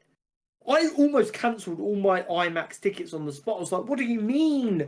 Christopher Nolan, Mr. Buy films and own them himself, is like the face of IMAX. And you're doing an AI film festival. Get a grip. Go on, what's your last bit? I have one other bit that's not news that I want to make our last bit. D&D news. Oh shit, how did I forget that? Yeah, Mighty 9! Well, we got Mighty 9 teaser. Character reveals. Yeah, we got character reveals and a little teaser of the opening episode. Which looks fun. Yeah, and if I remember that opening, and some of those lines were taken from the show. Good. Fun facts with that. Caleb, who is the like gingery bearded wizard who's dirty looking, he in the campaign, Liam spoke with like a German-esque accent speaking English, with the idea that one of the in-game Tal'Dorei languages, I forget which one, there's like a made-up language of the area that he was from. It has like that's that twang that if you spoke English. They've had to come up with an actual language they decided to come up with the actual language, and he speaks it in the show. To make the twang make sense. Well, and also like he speaks that language and there was subtitles. Like they've decided to just go full on, make a language and use it in the show, which I think is... Because why not be creative and make cool shit are the only rules in life. Some fun things about it, like obviously when the characters first were getting revealed, there was no Yasha, which is Ashley Johnson's character, because this is when she was in New York a lot filming for the TV show she was on. So she wasn't about as a regular. No, so she's already said like something fun they've got to do with this is sort of rewrite her story a bit, because to make nicer and fit in nicer instead of just the freedom. Are you about this week? Yeah, her character just kind of kept disappearing and would reappear. Like, so that's going to be interesting to see. A lot of that I don't know. Remember the story? I didn't finish that campaign. Having editorial control over someone going missing is probably going to like make that character fit into the story in a much nicer way. We also got a confirmation that we're getting a 5th and final season of Vox Machina. I'm so ready. I've been trying to get Jenna to watch it. She watched like the first 2 episodes, I think, and then, like me, got distracted. But she liked them 2 episodes, so I'm gonna be like, sit down, watch it, so that when the last season comes out, we can watch it together. It has me excited because I know who the villain is of the final villain is of that campaign, and it was left in a way that if they end it here, it's fine. But Amazon renewed, and we're gonna get the full story, which is really cool. We then also got Campaign 4 news. Now, this accidentally leaked like 5 hours early. 12 hours early, yeah. Which then people were like, maybe this isn't true. Let's wait and see. It seemed too insane to be true, Hori. It did. How could it possibly be true? So, I think they've been at San Diego Comic-Con or something. There's been something on. Yeah, it was. Yeah, and they had their own panel, and before doing their live show of Critical Role, they came out in the funniest, like, I don't know if you've seen the video. They put out the video of, like, the announcement thing. Oh, playing in the room. I just saw the screen. I didn't see what happened. So they come out, Matt comes out on stage and he's doing, like, he's got cards and doing, like, a bit of a skitty sort of spiel. Then Travis comes out in a black turtleneck. He's sprayed his hair grey. He's got jeans on. So like, Jobs. Kind of a, Steve Jobs vibe, nice. Fully taking the piss. To which then Marisha comes out and she's got like 3 turtlenecks sewed together that she's wearing as like a poncho, doing a bit of a. And then you've got the 2 guys that joined Darrington Press from Wizards of the Coast, the big gaming side. Yeah, the game side. They came out in a joined 2-man, 1 giant turtleneck. Brilliant. And there was like a bunch of skitty things going on, and then they were like, oh well, as we're on stage we have to ask, and they're clearly not used to doing like lines and stuff because he forgot his line and the other one had to show him the card and it kind of broke them for a few seconds. Not a bunch of actors forgetting their lines. Well, those 2 guys aren't. They're just it was the game side guys. The D&D game guys. Like, what do you mean they're not used to doing lines? They're fucking voice actors. They put on the spot and they're just like fully crumbled, and it was funny. But then they go, well, any Campaign 4 news, Matt? To which then it was revealed Matt is taking a step back. He wants to take a breather. I get that, in all fairness. Being the DM of Critical Role's got to be mentally and physically exhausting. Also, they've been doing this for 10 years. It was 10 years this year. So it's like, also to give Exandria a breather. And the new DM in a new world with a new story is going to be Brennan Lee Mulligan. Which, for us, we're very excited. I fucking love Brennan. When it leaked, I was of 2 minds because I'm like, if it's still Exandria, I would kind of feel funny about Brennan doing a full campaign. Well, Brennan's world building is very different to Matt's, and how do you mesh them 2 together nicely? Also, with where Campaign 3 left, if they were then kind of going to carry on in the timeline and jump forward a bit again along and jump back into Exandria after some time's passed, it's in a whole new state, and it's like, how this is Matt's world. Like, I was like, but it's a new world, new story. Matt wants to take a breather. This is the first time in like 10 years where he'll actually get to play a full-on player character for a long-term player character for Matt Mercer. You know, as a DM as well, like, we've seen Brennan in like side missions as a DM. DMs are the worst player characters because they know the rules. It's going to be diabolical. They know what you want them to do, and they're going to fuck with you. And Brennan's the best to be like the DM for that. So I'm very excited. I will be dipping into Critical Role for it. It's October something it starts. 3rd, something like that. No, that's the date I had. YouTube comments. Everyone very excited, like, oh, like, fair play. Like, we've had Exandria for 10 years now. We've had an animated show plus all these side stories. We've had, like, there's been so much content pulled from Exandria. It's like, yeah, fair. Let's give it a breather. Give Matt a breather. A new world could be fun, yeah. Matt's also come out and said, he's like, I'm still going to be doing like critical like Exandria one shots for like Bell's Hells or Mighty Nine. Like I'm still doing all the live shows they've got planned are one shot things for those campaign characters. He's like, I'm still DMing them. I'll still be doing. They're doing a second season of that Age of Umbra, the Daggerheart one, because everyone loved it so much. Awesome. So it's like I'm not DMing. I'm just taking a breather from doing a full-on campaign. I am curious if because we know Brennan likes to use different systems. Like on D20, he's done a couple of seasons of Kids on Bike and Kids on Bike like systems. I wonder if he's going to use Daggerheart. This is the question. Like they haven't revealed what the system is, and they've not said that. I think that's the big question, isn't it? It's like, is Brennan going to go Daggerheart? Are they going to use their own system, or do they still do D&D? Because also with the new world, it makes it even easier, doesn't it? Yeah, it's just and also let's do a new people want to know what this new world is. The YouTube comments were very positive. Twitter was very negative. Twitter hates everything. Twitter lost them at like, oh my god, this is the end of the world. I don't want to watch this if it's not Matt Mercer DMing. Dimension roll and no. People were losing. Yeah, people were losing their shit, and it's like, we've just had 10 years of them. Let them, like, why are you so scared of change?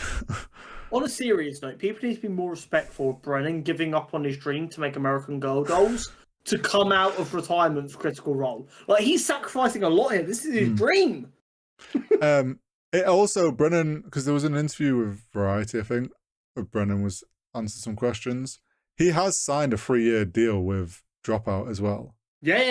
He's extended his deal with Dropout. He's confirmed. Don't worry, Dimension 20's got. Yeah. Brennan, my favourite quote is, I'm almost playing as much TTRPGs as I'd like to. And I'm like, Brennan is such a gamer. He may not be like me and you, which are primarily FPS gamers, but he's a fucking gamer. Because he's like, I have so many games going on, but it's not enough. There's more. I sleep 8 hours a night. Yeah. That could be gaming time. And people also like, Critical Role isn't done live anymore. Like they record that once a week when they can, and they take every third Thursday off. So like they've got a good, more balanced schedule. Cadence, yeah. Because they're also curious. This definitely opens the door for the Dimension 20 stuff to access the animated world. Because Brennan, by being around, is going to networking. Yeah. But also, it creates more crossover between Critical Role and Dimension 20. I'd love nothing more than for the Critical Role cast to do an episode in the Dome. A one-shot in the Dome with Brennan, or one of like the side quests in the Dome with Brennan, as Critical Role kind of going, right, say, because he said there's a big side quest coming out before the end of the year after Cloud with Ho finishes. Imagine that's a side quest starring the Critical Role people, to kind of cross-pollinate a little bit and go, guys, watch this side quest if you're on Dropout. You see how much you love these people? Right, we're going to be over there doing a fuckload of episodes. Come on over. The water's fine.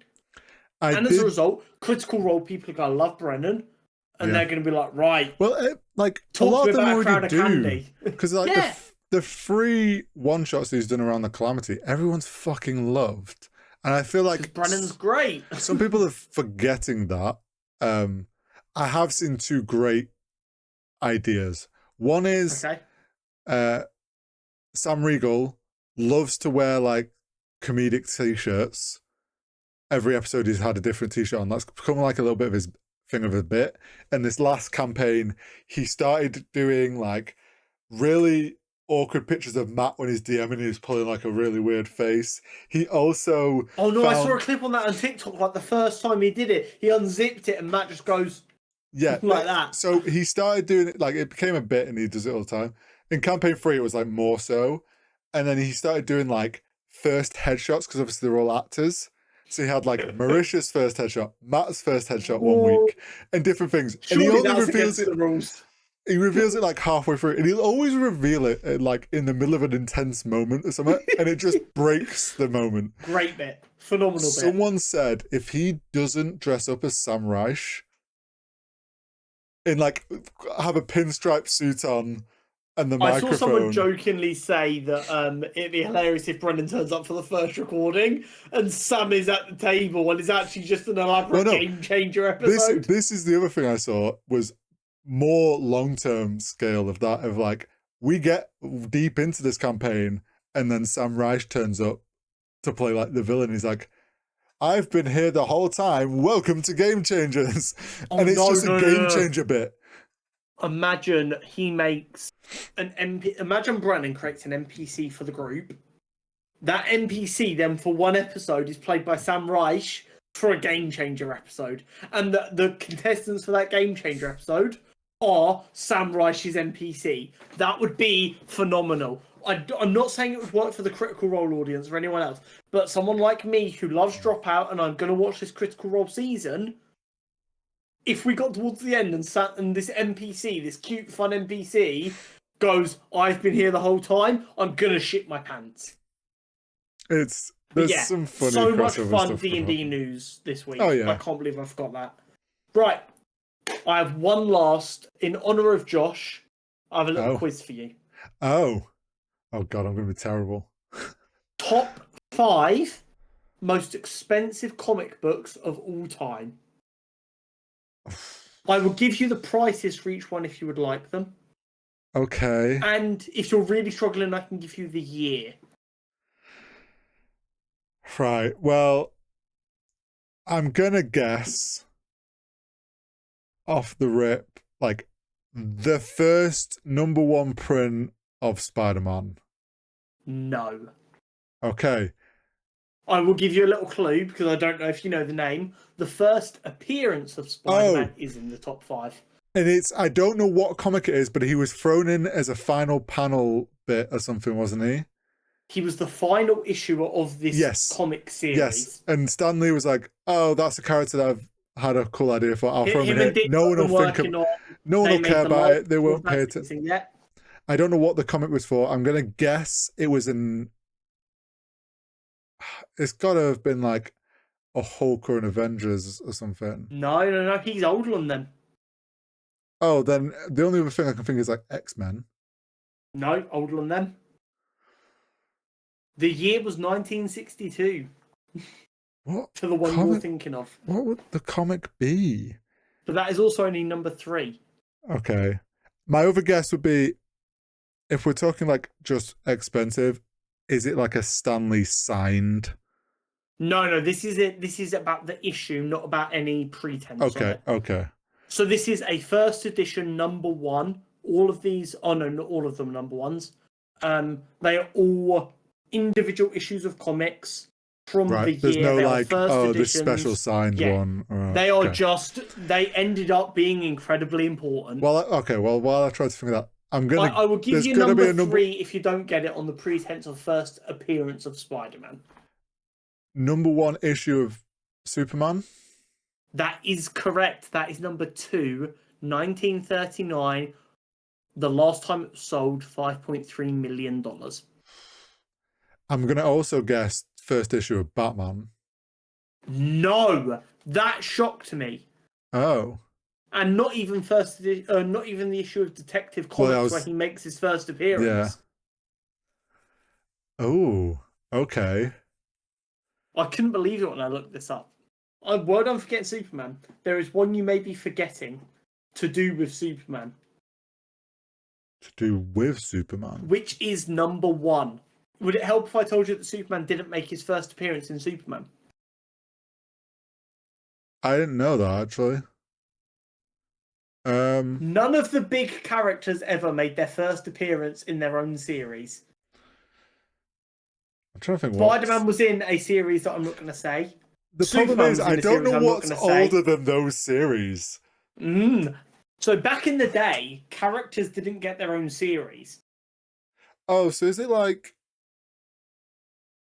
Is there a Justice League? No, before that. This is 1939. Hitler has just come to power in Germany. This has just happened. Think about what you're collecting right now. It's not one of the answers, but think about what you're collecting. You keep calling it Batman, but what is it? It's Detective Comics. So is the first issue of Detective Comics? No, that's not one of them, but this is what we're thinking about. We're thinking about these comic lines. Because DC is named after Detective Comics because of Batman.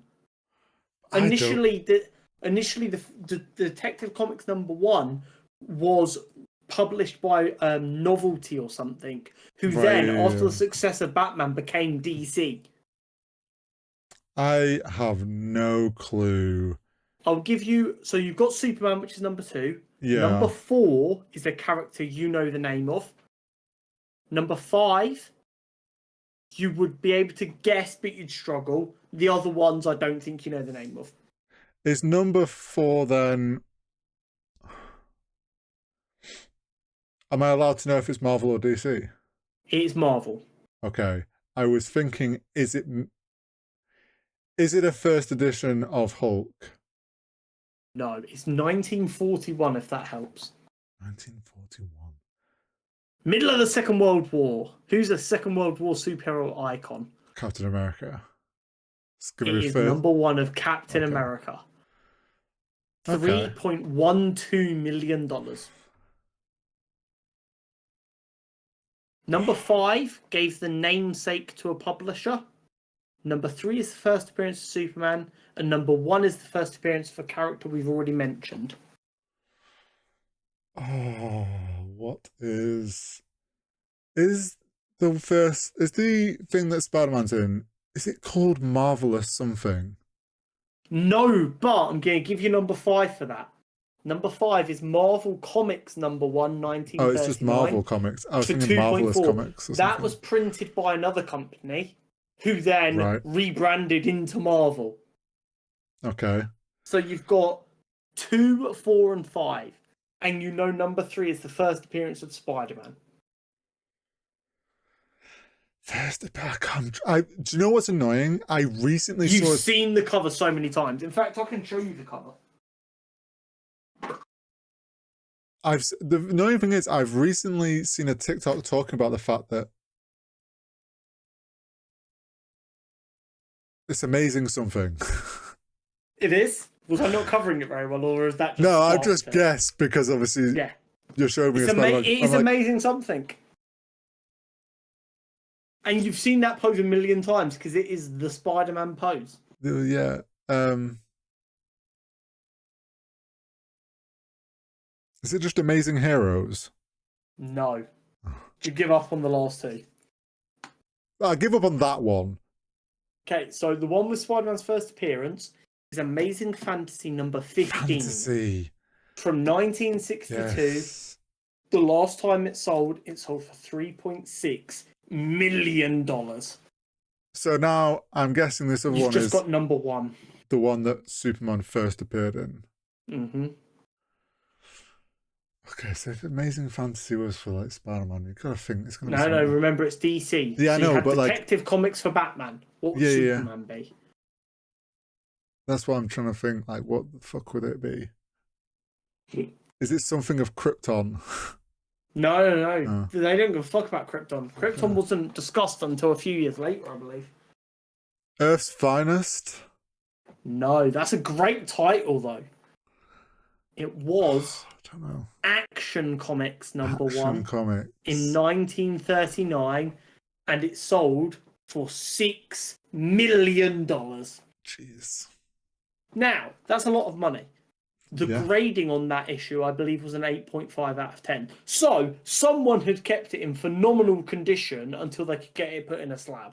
But yeah, the first appearance of Superman, Action Comics #1 from 1939, sold for $6 million.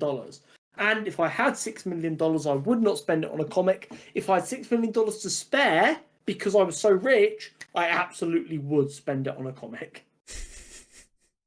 But do you know, if I had $6 million to spare, do you know what I would do? I would buy that comic, I would crack open the slab, and I would read it.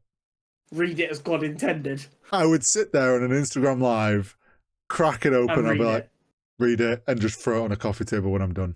Oh no. Just and this is why he's only just gone to comics, ladies and gentlemen. Like, no respect. No bit of paper deserves to sit. A comic should be read. It should not be trapped in plexiglass. Well, like I've said to you a few times, my dream is to actually start ordering 2 of the number 1s I collect, getting one of them slabbed and keeping one of them as a readable, because eventually that will pay for itself. But for the last time, that is it. Hear it from us at Cutscene Convos. This has been episode 169. Thank you so much for joining us on this journey. Thank you, Tori, for being my co-host. Thank you to Josh for everything he's done. Yeah. And we won't see you next time. No, we won't. Goodbye.